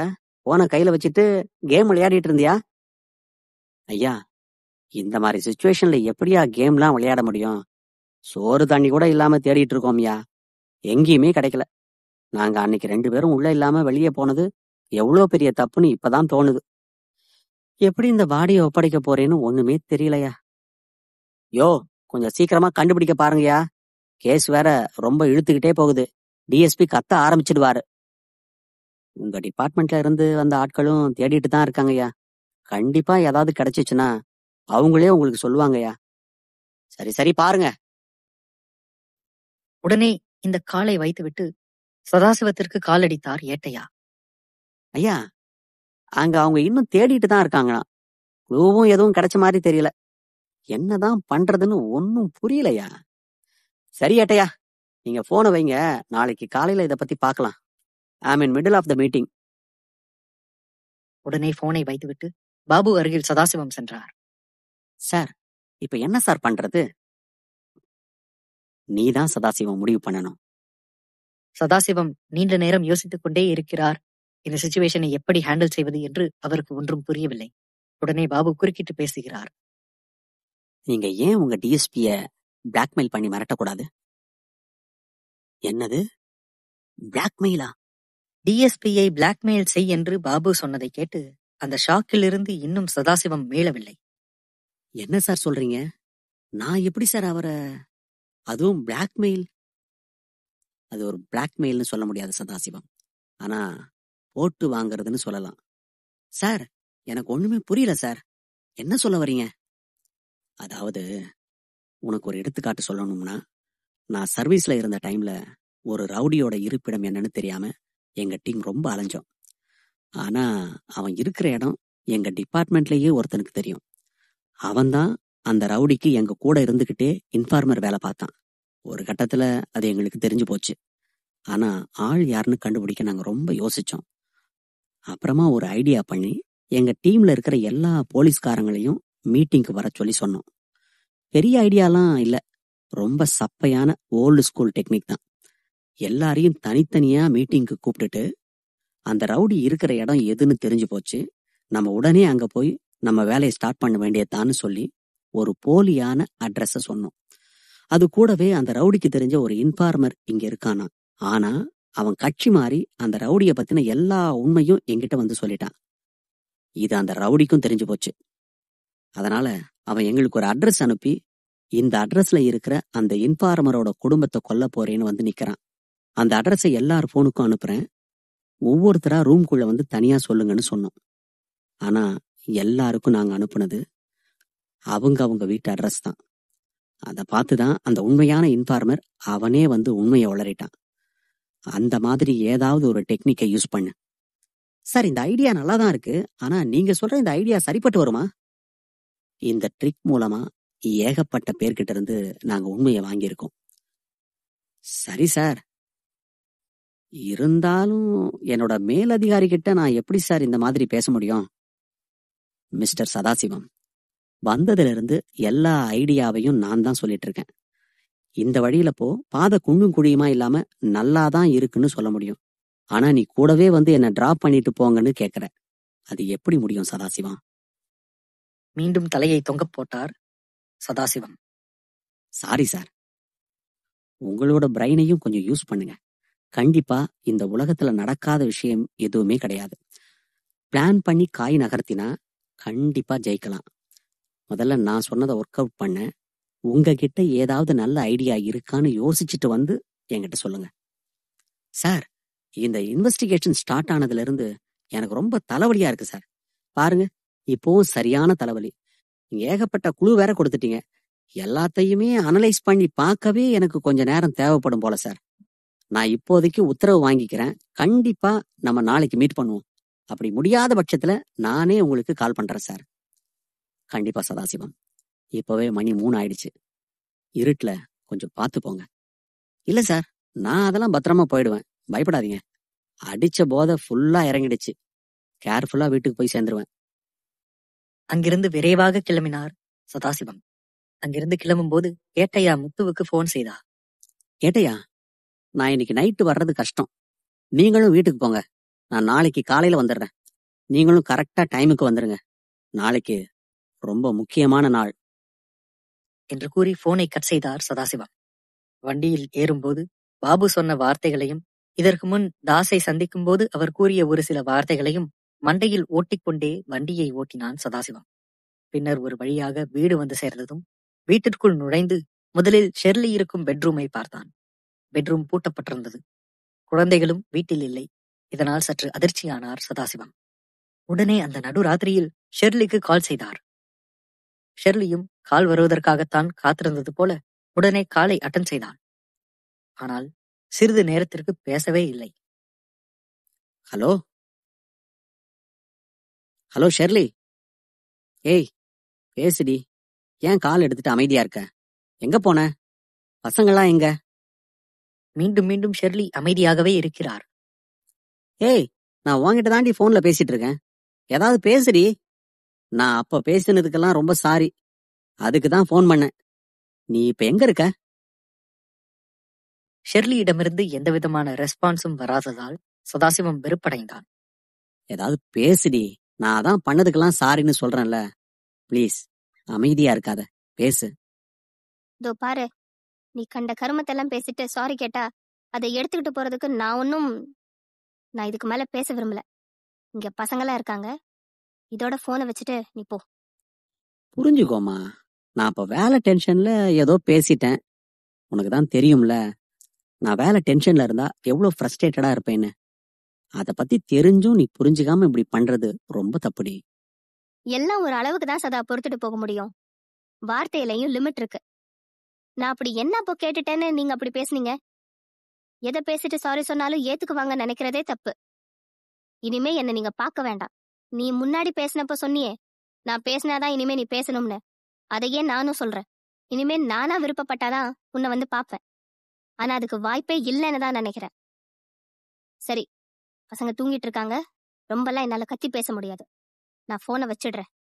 ஏய், நான் சொல்றத கேளுடி. நான் வேணும்னு எதையும் பேசல. ஏய், போனை வைடா மயிறு என கெட்ட வார்த்தையில் திட்டி ஷெர்லி போனை வைத்து விட்டார். இதனால் மிகவும் கடுப்பாகி இருந்த சதாசிவம் தான் கையில் வைத்திருந்த போனை கீழே போட்டு உடைத்தான். Phone display நொறுங்கியது. மனைவியிடம் பேசிய அந்த டென்ஷனிலேயே தூங்கச் சென்றான் சதாசிவம். மறுநாள் விடிந்தது. விடிந்ததும் தான் கீழே சிதறவிட்ட அந்த மொபைல் போனை தேடினான். எங்கு தேடியும் கிடைக்கவில்லை. கடைசியாக பாத்ரூம் டோர் அருகில் மொபைல் போன் இருப்பதை கண்டான். ஆனால் போன் சுவிட்ச் ஆஃப் ஆகியிருந்தது. பவர் பட்டனை அழுத்தி ஆன் செய்ய முயல்கிறான். அவனால் முடியவில்லை. பிறகு சார்ஜ் தீர்ந்திருக்கும் என்று எண்ணி போனை ஒரு 2 நிமிடம் சார்ஜில் போட்டு சார்ஜில் ஏறியபடியே போனை ஆன் செய்தான். அப்போதுதான் நேத்து கீழே தூக்கி போட்டு உடைத்ததில் போன் டிஸ்பிளே டேமேஜ் ஆகி இருக்கிறது என்பதை உணர்ந்தான். இருக்கிற டென்ஷன்ல இது வேற. ஆனால் அவனுக்கு அப்போது ஏகப்பட்ட கால் வந்துள்ளது. அதை அவன் கவனிக்கவே இல்லை. போன் டிஸ்பிளே உடைந்த டென்ஷனில் போனை சார்ஜில் அப்படியே வைத்துவிட்டு குளிப்பதற்காக பாத்ரூமுக்கு சென்றான். குளித்து முடித்து வந்த பிறகுதான் போன் ஏதாவது வந்துள்ளதா என்பதை பார்த்தான். அப்போது ஏட்டையாவிடமிருந்து 2 மிஸ்டு கால் வந்தது. தலையை துவட்டியபடியே போன் சார்ஜ் ஏறியவரை போதும் என்று எண்ணி சார்ஜரிலிருந்து எடுத்து போன் பேச ஆரம்பித்தான். சார், ஏன் சார் போன் சுவிட்ச் ஆஃப்ல இருக்கு? சதாசிவம் ஏதோ முக்கியமான விஷயம் போல என்று பதறி போய் பேசினான். என்னட்டையா, ஏதாவது பிரச்சனையா? அதெல்லாம் எதுவும் இல்ல சார். ஏன் இவ்வளவு பரபரப்பா பேசுறீங்க? நான் சும்மாதான் சார் கால் போட்டேன். அதை கேட்கவும் தான் சதாசிவத்திற்கு உயிர் வந்தது. நீங்க தான் ஏட்டையா என்ன பரபரப்பாக்கிட்டீங்க. சொல்லுங்க, என்ன? இல்ல சார், நேத்து நைட்டு பேசும்போது நாளைக்கு காலையில ரொம்ப முக்கியமான நாள், சீக்கிரம் ஸ்டேஷனுக்கு வாங்கன்னு சொன்னீங்க. ஆனா இப்போ டைம் சாயங்காலம் 4 மணி ஆகியும் இன்னும் நீங்க வரல. அதை கேட்கத்தான் போன் பண்ணேன். என்னது, டைம் சாயங்காலம் 4 மணியா? என்ன ஏட்டையா சொல்றீங்க? என்று பேசிக்கொண்டே மீண்டும் பதட்டமானார் சதாசிவம். போனை நன்றாக உற்று பார்த்தான். டைம் 4:15. உடனே போலீஸ் உடுப்பை மாட்டிக்கொண்டு போனை கட் செய்துவிட்டு ஸ்டேஷனுக்கு செல்ல பறந்தான். உடனே மேகத்தில் பறந்து வருவது போல காரை அவ்வளவு வேகமாக ஓட்டி வந்து ஸ்டேஷனுக்கு முன்பு நிப்பாட்டிவிட்டு கீழே இறங்கினான். உடனே ஏட்டையாவை பார்த்து, ரொம்ப சாரி ஏட்டையா, போன் உடைஞ்சு போய் சுவிட்ச் ஆஃப் ஆனதுல அலாரம் அடிக்கல. அதை விடுங்க ஐயா, இன்னும் பாடி கிடைச்ச பாடில்ல. டிஎஸ்பி சார் கிட்ட இருந்து ஏதாவது கால் வந்துச்சா? நம்ம நேரம் நல்ல நேரம், இன்னும் போன் வரல என்று கூறி முடிக்கவும் உடனே மேலதிகாரியிடம் சதாசிவத்திற்கு கால் வந்தது. சதாசிவமும் ஏட்டையாவும் பதறிப்போனார்கள். கை நடுக்கத்திலேயே போனை எடுத்து காதில் வைத்தார் சதாசிவம். சார் சொல்லுங்க சார். யோ, உங்ககிட்ட என்ன சொன்னேன்? அடுத்த 24 ஹார்ஸ்க்குள்ள அந்த மிஸ் ஆன பாடியை கண்டுபிடிக்க சொல்லியிருந்தேன்ல, என்னையா பண்றீங்க? தேடிட்டு தான் சார் இருக்கோம். என்னத்த தேர்னீங்களோ, அங்க மீடியாக்காரன் முந்திக்கிட்டான். உனக்கு நியூஸ் லிங்க் அனுப்பியிருக்கேன் பாரு என்று மேலதிகாரி கூறவும் ஐஸ் கட்டி போல உறைந்து போனான் சதாசிவம். மேலதிகாரியிடமிருந்து அதை கேட்டதும் அந்த ஷாக்கிலிருந்து இன்னும் ஏட்டையாவும் சதாசிவமும் மீளவில்லை. என்ன சார் சொல்றீங்க? மீடியாவுக்கு போயிடுச்சா? நான் போன வைக்கிறேன், உனக்கு அனுப்பியிருக்க லிங்க நீயே போய் பாரு என்று டிஎஸ்பி போனை வைக்கிறார். உடனே அலறி அடித்தபடி வாட்ஸ்அப்பிற்கு சென்று டிஎஸ்பி அனுப்பிய அந்த வீடியோவை பார்க்கிறார். ஒரு பிரபலமான நியூஸ் கவரேஜ் செய்யும் சேனலிலேயே அந்த நியூஸ் வந்திருக்கிறது. இதை பார்த்ததும் இருவரும் அலறி போயினர். பிரபல முன்னாள் வருவாய்த்துறை அமைச்சரின் மகள் குன்னூரில் இருக்கும் சாந்தி மேன்ஷனில் தற்கொலை செய்து கொண்டார். தூக்கில் தொங்கியபடி பிணமாக கிடைத்ததால் அவர் உண்மையிலேயே தற்கொலை செய்துதான் இறந்தாரா, இல்லை கொலை செய்யப்பட்டிருக்கிறாரா என்ற கோணத்தில் விசாரணை மும்முரமாக நடந்து கொண்டிருக்கிறது. இதற்கிடையில் மார்ச்சுவரியில் இருந்த வருவாய்த்துறை அமைச்சரின் மகளின் பிரேதம் தற்பொழுது காணாமல் போயிருக்கிறது. இதனால் குன்னூரே அதிர்ச்சியில் ஆழ்ந்திருக்கிறது. போலீசார் எந்த விதமான விசாரணையும் இல்லாமல் மெத்தன போக்கில் இருக்கின்றனர். உடனே அந்த நியூஸை கட் செய்து பாபுவுக்கு கால் போட்டார் சதாசிவம். சார், ஒரு பிரச்சனை ஆயிடுச்சு சார். என்ன பிரச்சனை சதாசிவம்? தெளிவா சொல்லுங்க சார். மினிஸ்டர் பொண்ணா இருந்தா நியூஸ்ல வந்திருக்கும், அதான் வரல. அப்ப டிஎஸ்பி மேலதான் தப்புன்னு பேசியிருந்தோம்ல சார். ஆமா, அதுக்கு என்னப்பா சார்? அதுல ஒரு சின்ன சிக்கல். அந்த நியூஸ் மீடியா வர போயிடுச்சு சார். என்னது, நியூஸ் மீடியால போயிடுச்சா? கண்டிப்பா அதுக்கு வாய்ப்பே இல்லை சார். எனக்கு லிங்க் வந்திருக்கு சார், நான் வேணா உங்களுக்கு அனுப்புறேன் சார், அதை பாருங்க. உடனே அனுப்புங்க. பாபுவின் காலை கட் செய்து உடனே டிஎஸ்பி வாட்ஸ்அப்பில் அனுப்பிய அந்த வீடியோ லிங்கை பாபுவுக்கு ஃபார்வர்ட் செய்தார். ஏட்டையா, என்ன ஏட்டையா அது? எனக்கு மறுபடி தாசார் சொன்னதுதான் ஞாபகம் வருது. எப்ப நம்ம இந்த கேஸ் முடிஞ்சிருச்சுன்னு நினைச்சு கொஞ்சம் கிட்ட வரமோ, நீ இன்னும் இந்த வட்டத்துக்குள்ளேயே தான் சுத்திக்கிட்டு இருக்கேன்னு இந்த கேஸ் ஒரு வாட்டியும் நமக்கு நினைவுபடுத்திட்டே இருக்கு. இப்ப பாருங்க, டிஎஸ்பி சும்மா தான் இது சொல்லியிருப்பாருன்னு நினைச்சோம். ஆனா உண்மையாவே மூன் நியூஸ் மாதிரி ஒரு பெரிய சேனல்ல இந்த நியூஸ் கவரேஜ் ஆகியிருக்கு. என்ன நடக்குதுன்னு ஒன்னும் புரியல ஏட்டையா. ஏட்டையா எதையும் பேச முடியாத நிலைக்கு தள்ளப்பட்டார். இப்ப நம்ம என்ன ஏட்டையா பண்றது? பாபு சார் ஸ்ட்ராங்கா நம்பின ஒரு விஷயம் இப்ப இல்லைன்னு ஆயிடுச்சு. இனிமே நம்மால என்ன பண்ண முடியும்னு எனக்கு தெரியல. ஆண்டவன் கதவை திறந்து வழிகாட்டுறான்னு நினைச்சோம். அது இவ்வளோ சீக்கிரம் டெட் அண்ட் ஆகும்னு சுத்தமா எக்ஸ்பெக்டே பண்ணல. மறுபடியும் நம்ம வியூகம்லாம் மிஸ் ஆகி ஜீரோல தான் வந்து நிக்கிறோம். மீண்டும் டிஎஸ்பி இடமிருந்து கால் வருகிறது. என்னையா, நியூஸ் பாத்தீங்களா? இப்பதான் சார் பார்த்தோம். இப்பவாச்சும் பாத்தீங்களே, அப்படித்தான் நான் நினைச்சுக்கணும். ஏயா, உங்ககிட்ட அதை நான் எப்ப சொன்னேன்? அதை கண்டுபிடிக்க உங்களுக்கு இவ்வளவு நேரமா? இப்ப பாரு, எது நடக்க கூடாதுன்னு நினைச்சோமோ அதுதான் நடந்துட்டு இருக்கு. இதுக்கெல்லாம் காரணம் உங்களோட கேர்லெஸ்னஸ் தான். இனிமேலும் உங்களை நம்பி பிரயோஜனம் இல்ல. இந்த கேஸ பேசாம கிரைம் பிரான்ச்சுக்கு மாத்தி விடுறத பத்தி தான் பேசிட்டு இருக்காங்க. இன்னொன்னு விஷயம் வேற ரொம்ப சீரியஸ் ஆயிடுச்சு. கண்டிப்பா கிரைம் பிரான்ச்சுக்கு தான் போயிடும். சதாசிவமும் ஏட்டையாவும் எதுவும் பேசாமல் அமைதியாக இருந்தனர். நான் பாட்டுக்கு இங்க கத்திக்கிட்டு இருக்கேன், எதுவும் பேசாம சைலண்டா இருக்க. வாயில என்ன கொழுக்கட்டையா வச்சிருக்க? எதையாவது பேசு, இல்ல இப்படியே கல்லூனி மங்க மாதிரி சைலண்டா தான் இருக்க போறியா? சார், தெரியாம நடந்துருச்சு சார். அந்த பாடி மிஸ் ஆனதுக்கும் எங்களுக்கும் சுத்தமா எந்த சம்பந்தமும் இல்ல சார். அங்க இருந்த மார்ச்சுவரி பாய்ஸ் அன்னைக்கு கொஞ்சம் கவனக்குறைவா இருந்ததுனாலதான் அது நடந்துச்சு. நாங்களும் முடிஞ்ச அளவுக்கு விசாரணை பண்ணிட்டு தான் சார் இருக்கோம். அந்த மார்ச்சுவரி இருக்கிற காட்டு பகுதியில தேடினோம், ஆனா கிடைக்கல சார். அந்த பொண்ணு போட்டிருந்த பச்சை புடவை கூட எங்கேயுமே கிடைக்கல. நாங்க இவ்வளோ அலைஞ்சும் உங்ககிட்ட இப்ப திட்டு வாங்குறத நினைச்சாதான் ரொம்ப வருத்தமா இருக்கு சார் என மிகவும் வருந்தி சதாசிவம் பேசினார். ஓ, இவ்வளோ நடந்தது வருத்தமா இல்ல, என்கிட்ட இப்ப பேச்சு வாங்குறது மட்டும்தான் உங்களுக்கு வருத்தமா இருக்கோ? சார், நான் அப்படி மீன் பண்ணல சார். நீ எப்படி வேணா மீன் பண்ணிக்கோயா. இன்னும் 2 நாள்ல இந்த கேஸ் கிரைம் பிரான்ச்சுக்கு போக போகுது. உனக்கும் டிரான்ஸ்ஃபர் ஆர்டர் வரப்போகுது. கிளம்ப ரெடியா இருந்துக்கோ. சார் சார், அதெல்லாம் எதுவும் பண்ணாதீங்க சார். இப்ப மட்டும் கூதா அந்த பள்ளி? இவ்வளோ நேரம் அமைதியா இருந்துட்டு டிரான்ஸ்ஃபர்னு சொன்ன உடனே பேச்சு தானா வருது.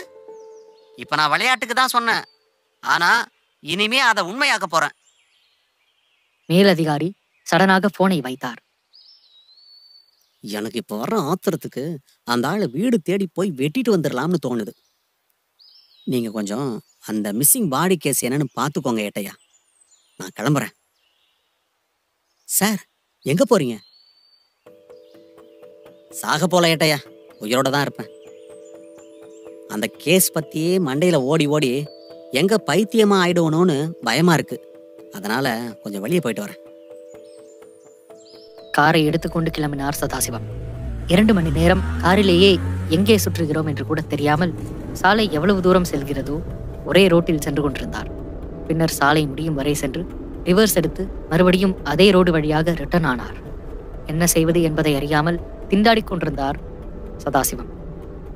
தற்போது தன்னுடைய 2வது மனைவியான மேனகாவுக்கு கால் போட்டு பேசலாம் என்று கால் போட்டார். உடனே 5வது ரிங்கில் மேனகா காலை எடுத்தார். ஹலோ மேனகா, இன்னைக்கு நைட்டு உனக்கு என்ன ஒர்க் இருக்கு? எதுவும் இல்ல, சும்மாதான். அப்போ நைட் வீட்டுக்கு வரியா? வீட்டுக்கா என்று யோசிக்க ஆரம்பித்தாள். அப்போதுதான் மேனகாவுடைய பாய் ஃப்ரெண்ட் ஒருவர் மேனகாவை அழைத்திருப்பது அவளுக்கு ஞாபகம் வந்தது. ஆனால் இதை எப்படி சதாசிவத்திடம் சொல்வது என்று தெரியாமல் மழுப்ப தொடங்கினாள். சதா, இன்னைக்கு நைட் என்னால வர முடியாது, நாளைக்கு வேணா வரட்டுமா? ஏன், இன்னைக்கு நைட் என்ன உனக்கு? இல்ல, கொஞ்சம் வீட்ல வேலை இருக்கு. இப்பதான் வேலை இருக்கா இல்லையான்னு கேட்டேன். நீ எதுவுமே இல்லைன்னு சொன்ன. அதனாலதான் உன்னை கூப்பிட்டேன். இப்ப எதுக்கு பேச்ச மாத்துற? பேச்செல்லாம் மாத்தல சதா, வேலை இருந்தது. தெரியாம உன்கிட்ட எப்பவும் போல பேசுற மாதிரி ஞாபகம் இல்லாம பேசிட்டேன். அதனால வேலை இருந்ததா சொல்ல மறந்துட்டேன். என்ன வேலை இருக்கு என்று சதாசிவம் சடனாக கேட்க என்ன சொல்வதென்றே தெரியாமல் மேனகாவுக்கு வாய் குளறியது. வீட்டை சுத்தம் பண்ணணும். 2 நாள் கழிச்சு அம்மாவும் அப்பாவும் வராங்க, அதான். 2 நாள் இருக்கா? அப்போ நாளைக்கு பாத்துக்கோ. இப்ப வாயேன். இல்ல சதா, புரிஞ்சுக்கோ. என்னால நாளைக்கு வீட்டு வேலை செய்ய முடியாது. எனக்கு பீரியட்ஸ் டேட் இருக்கு. சோ இன்னைக்கு எல்லா வேலையும் நான் முடிச்சாகணும். உன்னோட சைக்கிள் டேட் படி பார்த்தா 4 நாளைக்கு முன்னாடியே உன்னோட பீரியட் முடிஞ்சிருக்கும். யார்கிட்ட போய் சொல்ற? உனக்கு வர இஷ்டம் இல்லைன்னா சொல்லு மேனகா. அதை விட்டுட்டு காண்டத்தை சொல்லிட்டு இருக்காத. ஏய், அப்படியெல்லாம் ஒன்னும் இல்லடா என்று பேசிக் கொண்டிருக்கும் போதே சதாசிவம் வெறுப்பாகி போனை வைத்தான். உடனே மேனகா மேலிருந்த வெறுப்பில் கிளப்புக்கு போகலாம் என்று எண்ணினான். இந்த முறை வேறொரு கிளப்புக்கு சென்றான். மேனகா மீது இருந்த வெறுப்பை ஆக்சிலரேட்டர் மீது காண்பித்து வண்டியை தட்டி தூக்கினான் சதாசிவம். 5வது கியரில் கிளம்பிய கார் அதே வேகத்தில் சில் கிளப்புக்குள் நுழைந்தது.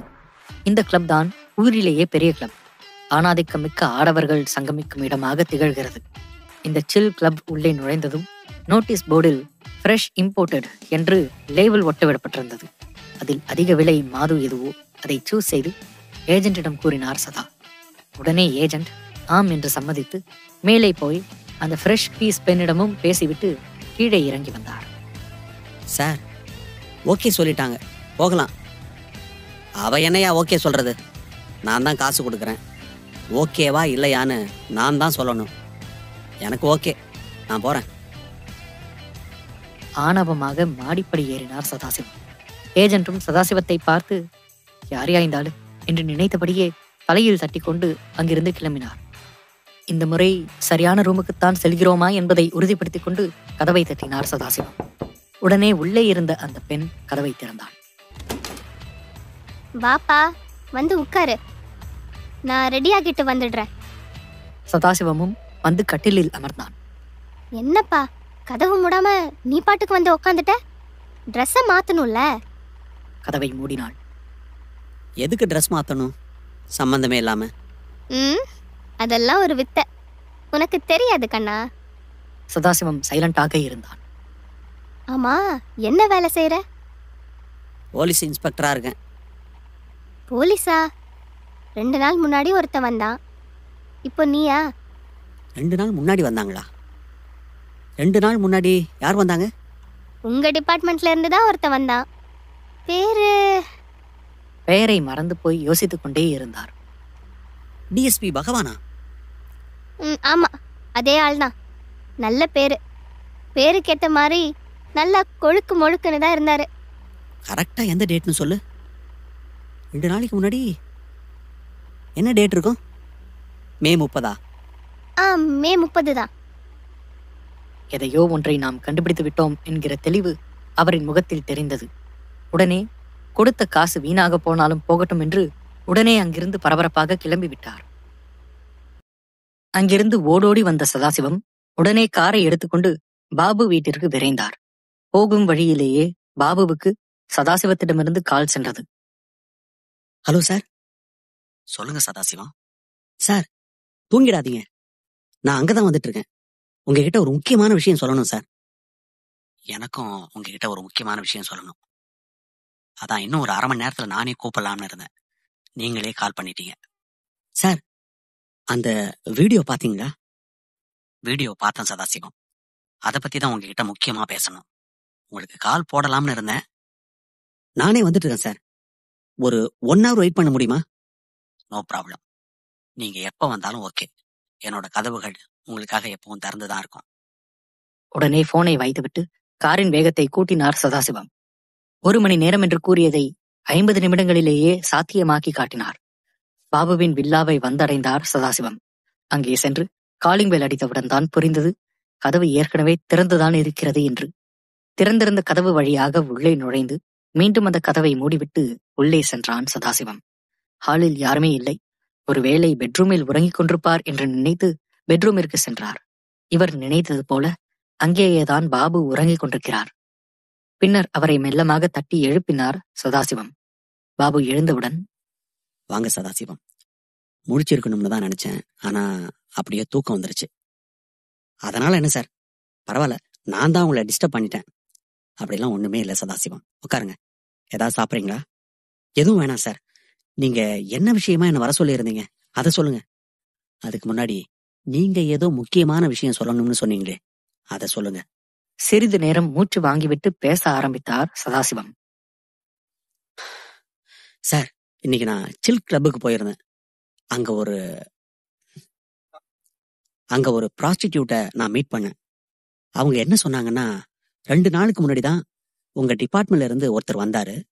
இப்ப நீங்க வரீங்களா, உங்க டிபார்ட்மெண்ட் முழுக்க இங்கதான் இருக்கு போலன்னு சொன்னாங்க. எனக்கு ஒரு மாதிரி சந்தேகம் ஆயிடுச்சு. அந்த சில் கிளப்ப நானே இப்பதான் போய் ஃபர்ஸ்ட் டைம் பாக்குறேன். அப்ப எனக்கு முன்னாடி ஒருத்தன் போயிருக்கானா, அது கண்டிப்பா டிஎஸ்பி பகவான் சாரா தான் இருக்க முடியும்னு நினைச்சு அவரோட பேரை சொல்லி அவரானு கேட்டேன். அதுக்கு அவங்க ஆமா அவரே தான் சொன்னாங்க. எனக்கு அப்பவே புரிஞ்சு போச்சு சார், அந்த ஆள் ஏதோ ஒரு கோல்மால் நம்ம கிட்ட பண்றான். அவன் அங்க போன டேட் கரெக்டா மே 30.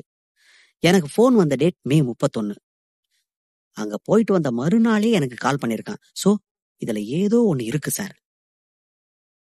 எப்படி சதாசிவம், ஏதோ ரேண்டமா நடந்த ஒரு ஈவெண்ட்டை இது கூட கனெக்ட் பண்ணி பேசுறீங்க? அவ்வளவு ஷுவரா சொல்றீங்களே, இதுக்கும் அதுக்கும் என்ன சம்பந்தம்? இல்ல சார், கண்டிப்பா இருக்கும். என்னோட முதல் உருப்படியான இன்ஸ்டிங்க்ட் இது. நான் தப்பா போகக்கூடாதுன்னு நினைக்கிறேன் sir. I don't think so. எனக்கு நீங்க சொல்றதுல சம்மதம் இருக்குன்னு 100% சொல்ல முடியாது. ஆனா எனக்கு என்னமோ இருக்காதுன்னு தான் தோணுது. பட் அதுக்கு முன்னாடி நான் ஒரு விஷயம் சொல்லணும். அது ரொம்பவே முக்கியமான விஷயம். என்ன விஷயம் சார், சொல்லுங்க. இந்த நைட் நேரம் என்ன கூப்பிடணுங்கிற அளவுக்கு உங்களுக்கு ஏதோ ஒரு விஷயம் பட்டிருக்குன்னா, உங்களுக்கு ஏதோ ஒரு விஷயம் மாட்டிருக்குன்னா, அது கண்டிப்பா ஏதாவது ஒர்த்தான விஷயமா தான் இருக்கும். சீக்கிரம் சொல்லுங்க. உடனே தன்னுடைய போனை எடுத்து சதாசிவம் அனுப்பிய அந்த லிங்கை சதாசிவம் கண்முன்னேயே மீண்டும் ஓபன் செய்தார் பாபு. இந்த வீடியோவை காட்டத்தான் சதாசிவம் உங்களை கூப்பிட்டேன். இந்த வீடியோ ரிலீஸ் ஆன சேனலை பாருங்க. மூன் நியூஸ் அப்படிங்கிற ஒரு நல்ல பெரிய சேனலோட ஃபேக் ஐடி தான் இது என்று கூறியதும் சதாசிவம் ஆச்சரியமானான். நாம சப்ஸ்கிரைபர்ஸ பார்க்க கூடாதுன்னு தான் அதை ஆஃப் பண்ணி வச்சிருக்கான். நானும் இந்த சேனலை முதல்ல உண்மைன்னு தான் நம்பினேன். அதுக்கப்புறம் தான் உள்ள போய் பார்த்தேன். இந்த வீடியோ மட்டும்தான் இந்த சேனல்ல இது வரைக்கும் போஸ்ட் ஆகியிருக்கு. கண்டிப்பா இது ஒரு ட்ராப் தான். ஆனா இத டிஎஸ்பி எதுக்கு உனக்கு அனுப்புனாரு? அப்ப இதுல கண்டிப்பா அவருக்கும் சம்பந்தம் இருக்கணும் சார். இதுல உனக்கு டவுட் வேற இருக்கா சதாசிவம்? பாபு கூறியதை எல்லாம் கேட்டு டிஎஸ்பி எதற்காக இந்த திருட்டு வேலையில் ஈடுபட வேண்டும் என நினைத்து யோசித்துக் கொண்டிருந்தான் சதாசிவம். சார், இதை இப்படியே விடக்கூடாது சார். இதுக்கு ஏதாவது ஒரு முடிவு கட்டியே ஆகணும். என்ன பண்ணலாம் சதாசிவம், நீயே சொல்லு. சார், அவனுக்கு போன் போட்டு சதைச்சு விட்டுலாமா? போன் போட்டு நீங்க சொன்ன மாதிரி போட்டு வாங்குவோம். உங்க இஷ்டம்தான். மறுபடியும் நான் அதை தான் சொல்லுவேன். நீங்க கொடுக்கறது தான் ஆன்சர், நீங்க தர்றது தான் சொல்யூஷன். இனிமே உங்களோட கால் தான். Take it. சரிங்க சார், நான் உறுதி ஆயிட்டேன். இப்ப நான் கால் பண்ண போறேன். கீழ்பாக்கெட்டை தடவி அதிலிருந்து மொபைல் போனை எடுத்து டிஎஸ்பிக்கு கால் போட்டான் சதாசிவம். பல ரிங்கு போகியும் முதல் காலை மேலதிகாரி எடுக்கவில்லை. நைட் நேரங்கிறதுனால உங்க மேலதிகாரி எடுக்கலையோ? அவன் நைட் நேரம் தூங்கிட்டு இருக்கானா இல்ல எங்கேயாவது குஜால் பண்ணிக்கிட்டு இருக்கானான்னு யாருக்கு சார் தெரியும்? தூங்கிட்டு இருந்தா கூட போன் எடுத்துருவான். ஆனா செகண்ட் சொன்னனே, அதுவா இருந்தா கண்டிப்பா எடுக்க மாட்டான். பேசிக்கொண்டே இருக்கும்போது மீண்டும் ஒருமுறை கால் செய்தார் சதாசிவம். இம்முறையும் கால் எடுக்கப்படவில்லை. அந்த ஆள் கண்டிப்பா நல்ல மஜால தான் சார் இருப்பான். அதான் போன் எடுக்க மாட்டான். ஆனாலும் நான் விடவே மாட்டேனே, மறுபடியும் கால் போடுவேன் என்று அந்த நள்ளிரவு 1 மணியில் மூன்றாவதாக மீண்டும் ஒருமுறை கால் செய்தார் சதாசிவம். இந்த முறை சுமார் 7 ரிங்குக்கு பிறகு கால் எடுக்கப்பட்டது. தூங்கிக் கொண்டே பேசுகிறார் டிஎஸ்பி பகவான். போன் ஸ்பீக்கரில் இருந்தது. பாபுவும் கேட்டுக்கொண்டிருந்தார். ஹலோ, என்னையா இந்த நேரத்துல கால் பண்ற? ஐயோ, உங்களை போய் சந்தேகப்பட்டுட்டேன் சார். நீங்க வேற ஏதோ வேலையில பிஸியா இருப்பீங்கன்னு நினைச்சேன். தூங்கி இருப்பீங்கன்னு தெரிஞ்சிருந்தா கண்டிப்பா கால் பண்ணிருக்கவே மாட்டேன் சார். என்ன விஷயம் சொல்லுடா. அது எப்படி சார், மினிஸ்டரோட பொண்ணு காணாம போயிருக்கா, நீங்க ஜம்முன்னு படுத்து தூங்கிட்டு இருக்கீங்க. டேய், உனக்கு இப்ப என்ன வேணும்? எதுக்கு ராத்திரியில போன் போட்டு தேவையில்லாததெல்லாம் பேசிட்டு இருக்க? இல்ல சார், நீங்க தான் சொன்னீங்க மினிஸ்டர் பொண்ணு காணாம போயிட்டா, நியூஸ்லாம் வந்துருச்சு, எவ்வளவு பரபரப்பா பேசிட்டு இருக்காங்க. ஆனா நீங்க இன்னும் ஒண்ணுத்தையும் கழட்டலன்னு சொல்லி ரொம்ப திட்டினீங்களே. ஆனா நீங்க இப்படி கேஸோட சீரியஸ்னஸ் புரியாம அதுவும் 1 மணிக்கே தூங்குவீங்கன்னு நான் நினைச்சு கூட பாக்கல சார். டேய், என்ன பேச்சுல ஒரு நக்கல் தெரியுது? உனக்கு டிரான்ஸ்பர் ஆக போகுதுன்னு சொன்ன உடனே பைத்தியம் கீத்தியம் ஆயிட்டியா? என்ன பைத்தியமா? ஆமா சார், உங்களுக்கு கீழெல்லாம் வேலை பார்த்தா பைத்தியமா தான் ஆகணும். வேற என்ன ஆகுறது? இதோ பாரு சதாசிவம், நைட்டு 1 மணிக்கு கால் போட்டு சம்பந்தமே இல்லாம என் தூக்கத்தை கெடுத்து நீ பாட்டுக்கு பேசிட்டு இருக்க. உனக்கு என்ன வேணும்னு தெளிவா சொல்லு, இல்லனா போனை வச்சுட்டு போய் தூங்கு. ஓகே சார், நான் தெளிவா கேக்குறேன். மே 30 சில் கிளப்ல யார் கூட சில் பண்ணிட்டு இருந்தீங்க? சதாசிவம் கால் போட்டதும் ஏற்கனவே முழு தூக்கம் அரை தூக்கமாக மாறியது. பின்னர் மே 30 என்ன நடந்தது என்று கேட்டதும் அந்த அரை தூக்கமும் போய் தெளிவாக ஆகிவிட்டார் டிஎஸ்பி. என்னது, மே 30? அதெல்லாம் ஒண்ணும் இல்லையே, நான் எங்கேயும் போகல, வீட்டுலதான் இருந்தேன். இல்லையே சார், ஷைலஜா எங்களுக்கு பகவான் தரிசனம் கிடைச்சதுன்னு சொல்றாங்களே, ஆனா நீங்க இல்லன்றீங்க. என்ன சார்? டேய், டிரான்ஸ்பர் ஆர்டர் இப்பவே ரெடி பண்றேன். அடுத்த 24 ஹவர்ஸ்ல நீ இங்க இருக்க மாட்ட. எனக்காவது 24 மணி நேரம், நீங்க அடுத்த 10 நிமிஷத்திலேயே இருக்க மாட்டீங்களே. பகவான் முகத்தில் பதட்டம் நிலவியது. ஏன்னா ஷைலஜா பேசின எல்லாத்தையும் ரெக்கார்ட் பண்ணியாச்சு. நெக்ஸ்ட் உங்க பொண்டாட்டிக்கு தான் அனுப்பலாம்னு இருக்கேன். இதை கேட்டதும் டிஎஸ்பிக்கு பதட்டம் உச்சத்திற்கு ஏறியது. டேய், இன்னும் எத்தனை பேருடா இதை சொல்லியே என்ன மிரட்டுவீங்க? தற்போது இதை கேட்டதும் சதாசிவம் ஷாக் ஆகினார்.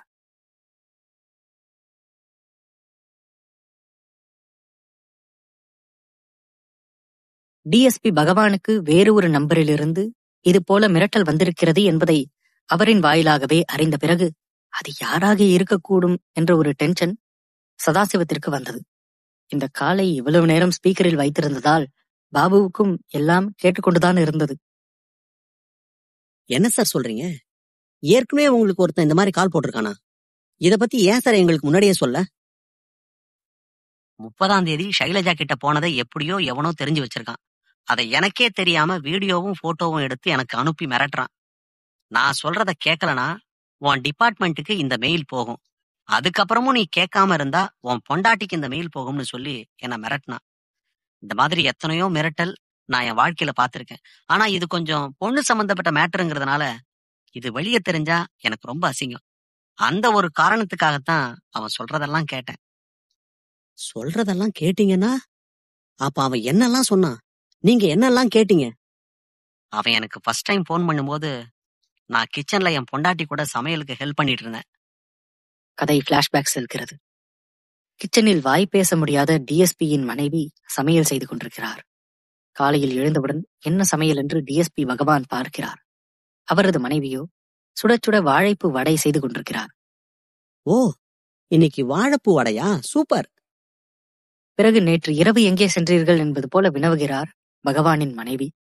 இவர் நேற்று இரவுதான் ஷைலஜாவிடம் சென்று வந்திருக்கிறார். அதை எப்படியாவது பேசி மழுப்ப வேண்டும் என்பதற்காக கேஸ் விஷயமா வெளியே போயிட்டேன் தங்கம், அதனாலதான் வர முடியல என்று கூறி மனைவியிடமிருந்து தப்பித்தார். நான் நேத்துதான் உங்களுக்கு பிடிக்கும்னு கார சட்னியும் இட்லியும் செஞ்சேன் என்று சைகை மொழியில் பேசுகிறார் பகவானின் மனைவி. ஓ, நேத்து நைட்டு எனக்காக கார சட்னியும் இட்லியும் செஞ்சியா? சாரிமா, என்னால சாப்பிட முடியல. இன்னைக்கு நைட்டு வீட்டுல தான் இருப்பேன். செஞ்சுதா, நல்லா சாப்பிடுறேன். பிறகு மனைவி சந்தோஷமானார். ஏமா, இங்க நான் என்னோட தொப்பி வச்சிருந்தேனே பார்த்த? பிறகு தொப்பி எங்கே இருக்கிறது என்பதை தேடி பார்த்து எடுத்து அவரின் தலையிலேயே மாற்றிவிட்டார் மனைவி. ரொம்ப தேங்க்ஸ்மா. சரிம்மா, நீ சாப்பிட்டு படுத்து ரெஸ்ட் எடு. நைட்லாம் எனக்காக சமையல் செஞ்சு ரொம்ப டயர்டா இருந்திருப்ப. இல்ல, நான் நைட்டு தூங்கிட்டேன் என்று சைகை மொழியில் மனைவி பேசுகிறார். ஓ, நைட் நல்லா தூங்கிட்டியா? சரி, நீ பத்திரமா இரு, நான் கிளம்புறேன் என்று கூறி போலீஸ் உடுப்பை மாட்டிக்கொண்டு கிளம்ப தயாரானார் டிஎஸ்பி பகவான். இந்த நேரத்தில்தான் அவர் சற்றும் எதிர்பாராத அந்த கால் வந்தது. போன் காலில் பிரைவேட் நம்பர் என்று இருந்தது. போலீசுக்கு இது போன்ற பிரைவேட் நம்பரிலிருந்து அடிக்கடி கால் வரும். அது சகஜம்தான். அது போன்றுதான் இதுவும் ஏதாவது இருக்கும் என்று நினைத்து அந்த காலை அட்டெண்ட் செய்தார் பகவான். அப்போது மனைவியும் பக்கத்தில் இருக்கிறார். எதிரிலிருந்து ஒரு குரல் பேசியது. டிஎஸ்பி பகவான் தானே? ஆமா, நான் தான். நீங்க யாரு? சில் கிளப்போட தலைவர் பேசுறேன். எனது அந்த கேஸா? இருங்க என்று பேசிக்கொண்டே மனைவியிடமிருந்து சற்று தூரம் விலகினார். என்ன, பக்கத்துல வாய் பேச முடியாத உன் மனைவி இருக்காளா? டேய், யார் ராணி? நீங்க பண்றது நல்லதா டிஎஸ்பி சார்? ஒரு வாயில்லா பொண்ணுக்கு வாக்கப்பட்டு அவங்களை இப்படி ஏமாத்துறீங்களே, அந்த பாவம் உன்னை சும்மா விடும்னு நினைக்கிறியா? டேய், என்னோட பர்சனல எதுக்குடா தலையிடுற? முதல்ல நீ யாரு? பிரைவேட் நம்பர்ல இருந்து கால் போட்டிருக்க. தைரியம் இருந்தா உன் சொந்த நம்பர்ல இருந்து கால் போட வேண்டியதானே? பயமா? போடலாம் டிஎஸ்பி சார், இன்னும் கூடிய சீக்கிரத்துல போடுறேன். அதுக்கு முன்னாடி நீங்க சில் கிளப்ல ஷைலஜா கூட ஜகஜாலமா இருந்த வீடியோவை ரெடி பண்ணி உங்க டிபார்ட்மெண்ட்டுக்கு போடுறேன். அதுக்கப்புறம் என்னோட சொந்த நம்பர்ல இருந்து கால் போடுறேன் என்று கூறவும் பகவானுக்கு அள்ளு கிளம்பியது. பயத்தில் அவரின் கால்களும் கைகளும் நடுங்க ஆரம்பித்தது. டேய், இதோ பாரு, அந்த மாதிரி எந்த முடிவும் எடுக்காத. டிபார்ட்மெண்ட்டுக்கு தெரிஞ்சா ரொம்ப அசிங்கமாயிடும். பொண்டாட்டி அதுக்கப்புறம் உயிரோடவே இருக்க மாட்டா. இப்படிலாம் பண்ணாத. நான் பண்ணணுமா பண்ண கூடாதாங்கிறது என் கையில இல்ல, உன் கையில தான் இருக்கு டிஎஸ்பி. என்ன சொல்ற? ஒண்ணுமில்ல, நான் ஒரு சில விஷயங்களை சொல்லுவேன். அதெல்லாம் நீ கேட்டுக்கிட்டு அதுக்கு ஏத்த மாதிரி செய்யணும். ஓகேவா? என்ன விஷயம்? சீக்கிரம் சொல்லு என்று பேசிக் கொண்டிருக்கும் போதே பகவானின் முகம் மாறியதை மனைவி தூரத்திலிருந்து பார்த்து கொண்டிருக்கிறார். உடனே சைகையில் யார் பேசுகிறார், ஏதாவது பிரச்சனையா என்று கேட்க வருகிறார். அதெல்லாம் ஒண்ணு இல்லம்மா, நீ உன் வேலையை பாரு. இதோ ஆபீஸ் கால் தான், நான் பாத்துக்கிறேன் இதை கேட்டதும் அந்த பிரைவேட் நம்பரில் இருந்து பேசிய மர்ம நபர் குறுக்கிடுகிறார். அடேங்கப்பா, நல்லா போய் சொல்றீங்களே. ஒரு ஹையர் அபிஷியல் ஆள்னா இப்படிதான் இருக்கணும் என்று நக்கல் அடித்தபடியே பேசுகிறான். உனக்கு என்ன பண்ணணும்னு மட்டும் சொல்லு, தேவையில்லாம பேசாத. ஒண்ணுமில்ல, உங்க சரகத்துலதான் சாந்தி மேன்ஷன்ல 2 கொலை நடந்திருக்கு. உங்களுக்கு கீழே இருக்கிற இன்ஸ்பெக்டர் சதாசிவன் தான் அதை விசாரிக்கிறாரு. அத பத்தி ஏதாவது தெரியுமா? தெரியும், விசாரணை போயிட்டு தான் இருக்கு. அதுக்கு என்னப்பா? விசாரணை போயிட்டு தான் இருக்கு, ஓகே. ஆனா இது வரைக்கும் ஏதாவது தேறுச்சா? விசாரணை போயிட்டு இருக்கும்போது எதுவும் டிஸ்கஸ் பண்ண முடியாது. பகவான் சார், அந்த கேஸ்ல உங்களுக்கு என்ன தெரிஞ்சதோ அதை விட அதிகமா எனக்கு தெரியும். நிமிஷத்துக்கு நிமிஷம் இன்வெஸ்டிகேஷன்ல என்ன போகுதுங்கிற அப்டேட் எல்லாமே உங்களுக்கு வர்றதுக்கு முன்னாடியே எனக்கு வந்துடும். அதனால நீங்க சொன்னாதான் எனக்கு அதை பத்தி தெரியணும்னு அவசியம் கிடையாது. இதை கேட்டுக்கொண்டு டிஎஸ்பி பகவான் அமைதியாகவே இருக்கிறார். என்ன சார், அமைதி ஆயிட்டீங்க? சரி, அதை விடுங்க. நேத்து நீங்க சில் கிளப்ல குஜால் பண்ணிட்டு இருக்கும்போது இந்த கேஸ்ல ஒரு டேர்னிங் பாயிண்ட் வந்துச்சு. அதை உங்களுக்கு இன்ஸ்பெக்டர் சார் அப்டேட் பண்ணாரா? முகத்தை சுருக்கிக் கொண்டு கேட்பதற்கு ஆர்வமானார் பகவான். என்ன டேர்னிங் பாயிண்ட்? அந்த மேன்ஷன்ல நடந்த 2 கொலையில ஒரு பொண்ணோட பாடி இருந்துச்சுல்ல? ஆமா, அந்த பொண்ணோட உறவினர்னு சொல்லி யாரும் அந்த பாடியை கிளைம் பண்ண வரல. அதனால மார்ச்சுவரியில தான் வச்சிருக்கோம். இப்ப என்னாச்சு? ஒண்ணும்ல, அந்த பாடி இப்ப என்ன கண்டிஷன்ல இருக்குன்னு உங்களுக்கு தெரியுமா? தெரியாது. என்னாச்சு அந்த பாடிக்கு? அந்த பாடியே இப்ப மார்ச்சுவரியில இல்ல. அது காணாம போய் இப்ப வரைக்கும் 10 மணி நேரம் ஆக போகுது. என்னது, பாடி மிஸ் ஆயிடுச்சா? ஆமா, பாடி மிஸ் ஆயிடுச்சு. இத நீ உன் இன்ஸ்பெக்டர் கிட்ட கேட்டு கன்ஃபார்ம் பண்ணணும்லாம் அவசியம் இல்ல. நான் சொல்றது உண்மைதான். உன்னோட சரகத்துல நடக்கிற விஷயத்தையே உன்னால கவனிச்சுக்க முடியல. அந்த அளவுக்கு காமத்துல மூழ்கி போயிருக்க. இப்ப நான் என்ன சொல்றேன்னா, உங்க வேலையை கொஞ்சம் தீவிரப்படுத்துங்கன்னு சொல்றேன். புரியல? புரியலையா? நீங்க உடனே உங்களுக்கு கீழே இருக்கிற உங்க இன்ஸ்பெக்டருக்கு போன் போட்டு, இந்த மாதிரி மார்ச்சுவரியில பாடி காணாம போயிருக்கு, இத பத்தி ஏன் எனக்கு இன்ஃபர்மேஷன் தரலன்னு சொல்லி பேசிட்டு, உடனே அடுத்து 24 மணி நேரத்துக்குள்ள அந்த தொலைஞ்சு போன பச்சை புடவை பொண்ணோட பாடியை கண்டுபிடிச்சு தரணும்னு சொல்லு. அதுக்கப்புறம் 24 மணி நேரம் கழிச்சு உனக்கு நான் ஒரு லிங்க் அனுப்புவேன். அந்த லிங்க அவனுக்கு அனுப்பணும். ஆனா நீ இப்ப கால் பண்ணக்கூடாது, சாயங்காலமா பண்ணு. இதுதான் உன் வேலை.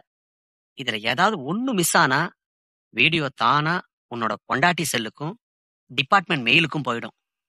பாவம், வாய் பேச முடியாதவங்க இதையெல்லாம் பார்த்து நெஞ்சடைச்சு இறந்துட்டாங்கன்னா அந்த பாவம் என்ன சும்மா விடாது. அதை நான் பண்ண வேணான்னு நினைக்கிறேன். எல்லாம் உங்க கையில தான் இருக்கு. நீ சொல்றது எல்லாமே எனக்கு ரொம்ப விசித்திரமா இருக்கு. இருக்காதா பின்ன? கேஸ் என்ன மெத்தட்ல போயிட்டு இருக்குன்னு கொஞ்சம் கூட அப்டேட் வாங்காம எனக்கு என்னன்னு இருந்தா, நீங்க போலீஸா இருக்கிறீங்க அப்படிங்கறதே உங்களுக்கு ஒரு நாள் விசித்திரமா தான் தெரியும். இப்ப நான் சொன்னது உங்களுக்கு நல்லா புரிஞ்சிருக்கும்னு நம்புறேன். இத அப்படியே இன்ஸ்பெக்டர் கிட்ட சொல்றீங்க. அதுக்கப்புறம் கேஸ் எந்த டைரக்ஷன்ல மூவ் ஆகுதுங்கிறத பாக்குறதுக்கு நான் ரொம்ப ஆவலா இருக்கேன். ஏய், நீ யாரு? இப்ப நான் யாருங்கிறது முக்கியம் இல்ல சார். நீங்க யாருன்னு உங்க பொண்டாட்டிக்கு தெரியாம இருக்கிறது தான் முக்கியம். முதல்ல அத பாருங்க என்று கூறி அந்த கால் அத்துடன் கட்டானது. தற்போது கதை பிரசன்ட்டுக்கு வந்தது. இதுதான் அவன் என்கிட்ட பேசினது. சதாசிவமும் பாபுவும் இதை கேட்டு கேஸில் ஒரு முக்கியமான டேர்னிங் பாயிண்ட் கிடைத்துள்ளது என்று பூரிப்படைந்தனர். டிஎஸ்பி பகவான் கூறியதை கேட்டதும் இந்த கேஸில் ஒரு டேர்னிங் பாயிண்ட் வந்துள்ளது என்று நினைத்து பகவானிடம் மீண்டும் பேச்சு கொடுத்தனர். அந்த நம்பர் பிரைவேட் நம்பரா? ஆமா, பிரைவேட் நம்பர் தான். ஓகே, உங்க போன்ல ஆட்டோ கால் ரெக்கார்ட் பண்ற மாதிரி ஆப்ஷன் இருக்கா? இருக்கும்னு தான் நினைக்கிறேன். ஏன்னா ஒரு சில கால் ஆட்டோமேட்டிக்கா சேவ் ஆகும். இந்த கால் சேவ் ஆகி இருக்கா இல்லையான்னு எனக்கு தெரியல. நான் பார்த்துட்டு சொல்றேன். சரி சார், ஓகே சார். இன்னொரு விஷயம் சொல்லணும். அப்பார்ட் ஃப்ரம் ஜோ, ஒரு வாயில்லாத பெண்ணுக்கு நீங்க கணவனா இருக்கீங்க. ப்ளீஸ், இது வேண்டாம் சார். ஆனா இத சொல்ற அளவுக்கு நான் தகுதியானவன் கிடையாது. இருந்தாலும் சொல்றேன், அவங்க ரொம்பவும் பாவம் சார். அவங்களுக்காக இனிமே வாழ போற வாழ்க்கையாவது கொஞ்சம் நியாயமா வாழுங்க சார். பகவான் இதையெல்லாம் கேட்டுக்கொண்டு வாயடைத்து போய் அமைதியாக இருக்கிறார். ஐ நோ சார், இப்போ நீங்கள் சைலண்டாக தான் இருப்பீங்க, உங்களால் பேச முடியாது. ஆனால் நான் சொல்கிறத உங்கள் காதுகள் கேட்டால் மட்டும் போதும். அவ்வளோதான் சார், நான் வச்சிடுறேன். இந்த கேஸுக்கான அப்டேட் என்னன்னு உங்களுக்கு சீக்கிரமாகவே வந்து சேரும். சரி, ஓகே சதாசிவம், பாருங்க. அண்ட் நடந்த எல்லாத்துக்கும் என் சைடில் இருந்து நான் சாரி கேட்டுக்கிறேன். அதெல்லாம் ஒன்றும் வேணாம் சார், நீங்கள் போய் படுத்து தூங்குங்க. அதுக்கு முன்னாடி அந்த கால் ரெக்கார்டர் இருந்தால் எனக்கு அனுப்பி வைங்க என்று கூறிவிட்டு சதாசிவம் அந்த ஃபோன் காலை கட் செய்தான்.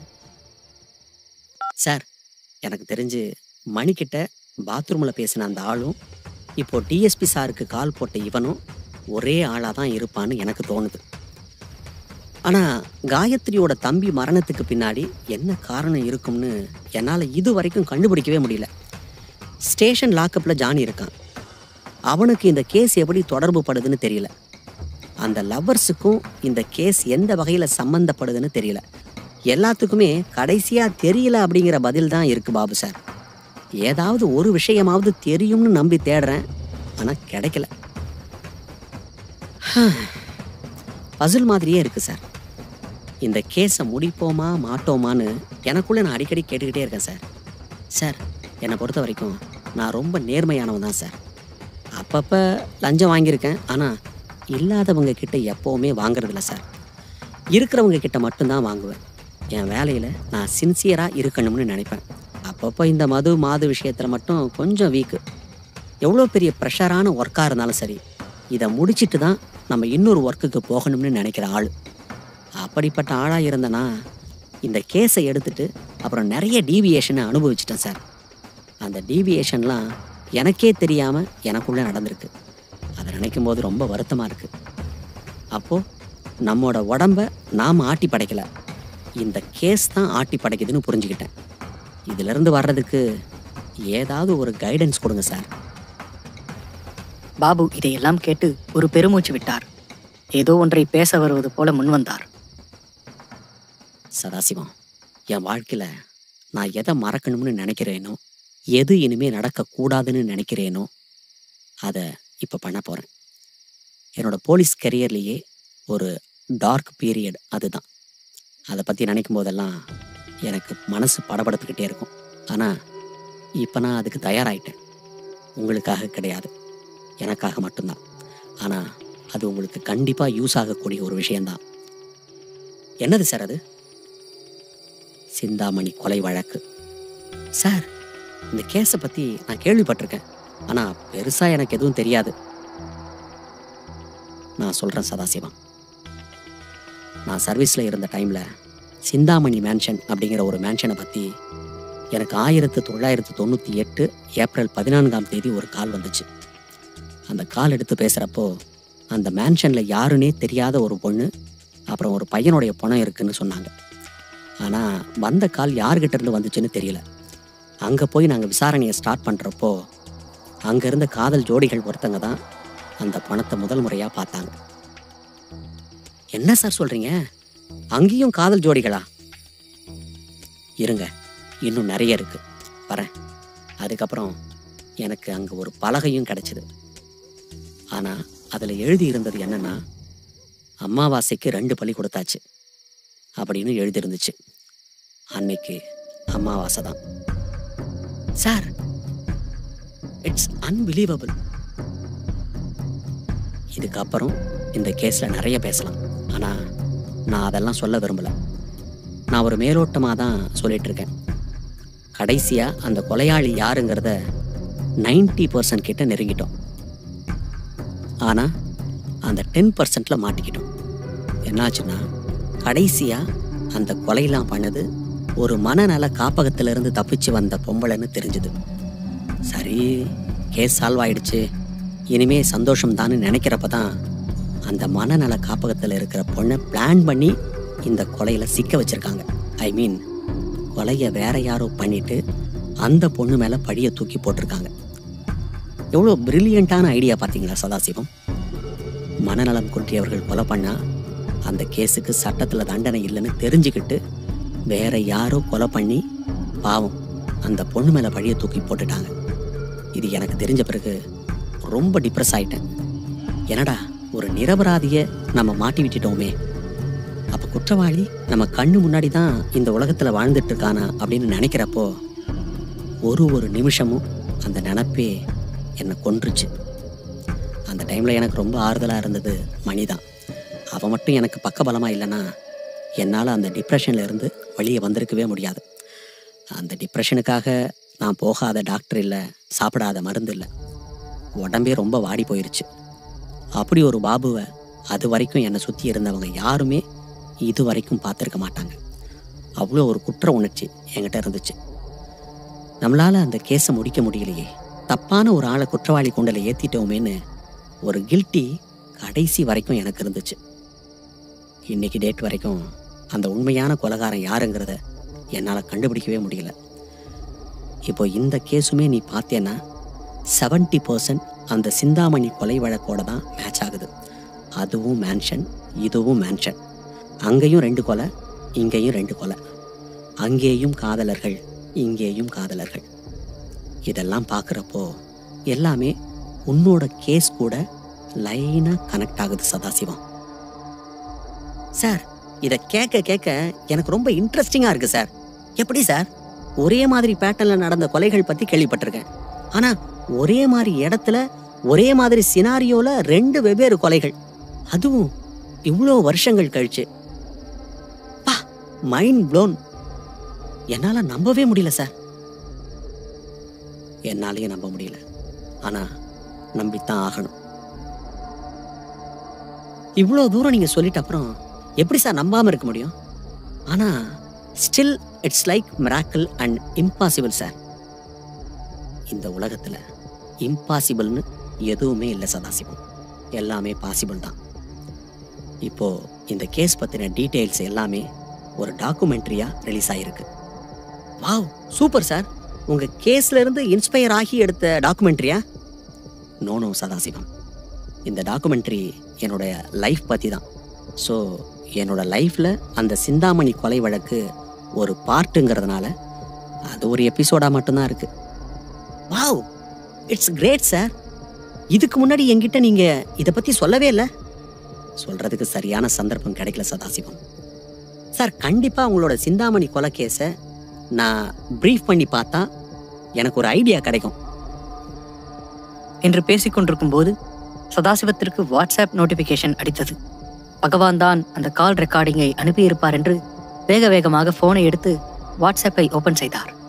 அவன் நினைத்தது போலவே பகவான் தான் அந்த ஆடியோவை அனுப்பியிருக்கிறார். அந்த ஆடியோவை பிளே செய்தான். கிட்டத்தட்ட 4 நிமிடங்களுக்கு அந்த ஆடியோ இருந்தது. அதில் இருக்கும் வாய்ஸை இருவரும் உற்று கவனித்தனர். இதற்கு முன் இந்த குரலை வேறு எங்கேயாவது கேட்டிருக்கிறோமா என்று யோசிக்க தொடங்கினர். அப்போதுதான் தண்ணி குடிக்க மணி வந்தான். பெட்ரூமில் லைட் எரிவதை பார்த்து உள்ளே நுழைந்தான்.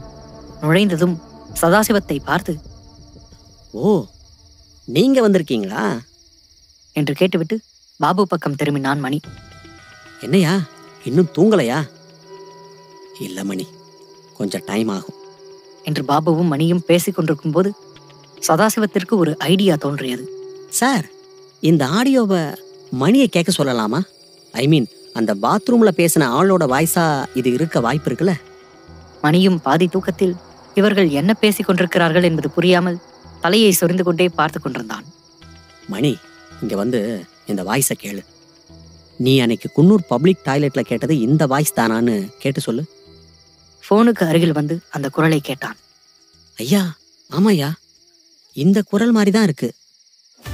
நாம் சந்தேகிப்பது நிரூபணமாகிவிட்டது என்பது போல சதாசிவமும் பாபுவும் ஒருவருக்கொருவர் பார்த்து கொண்டனர்.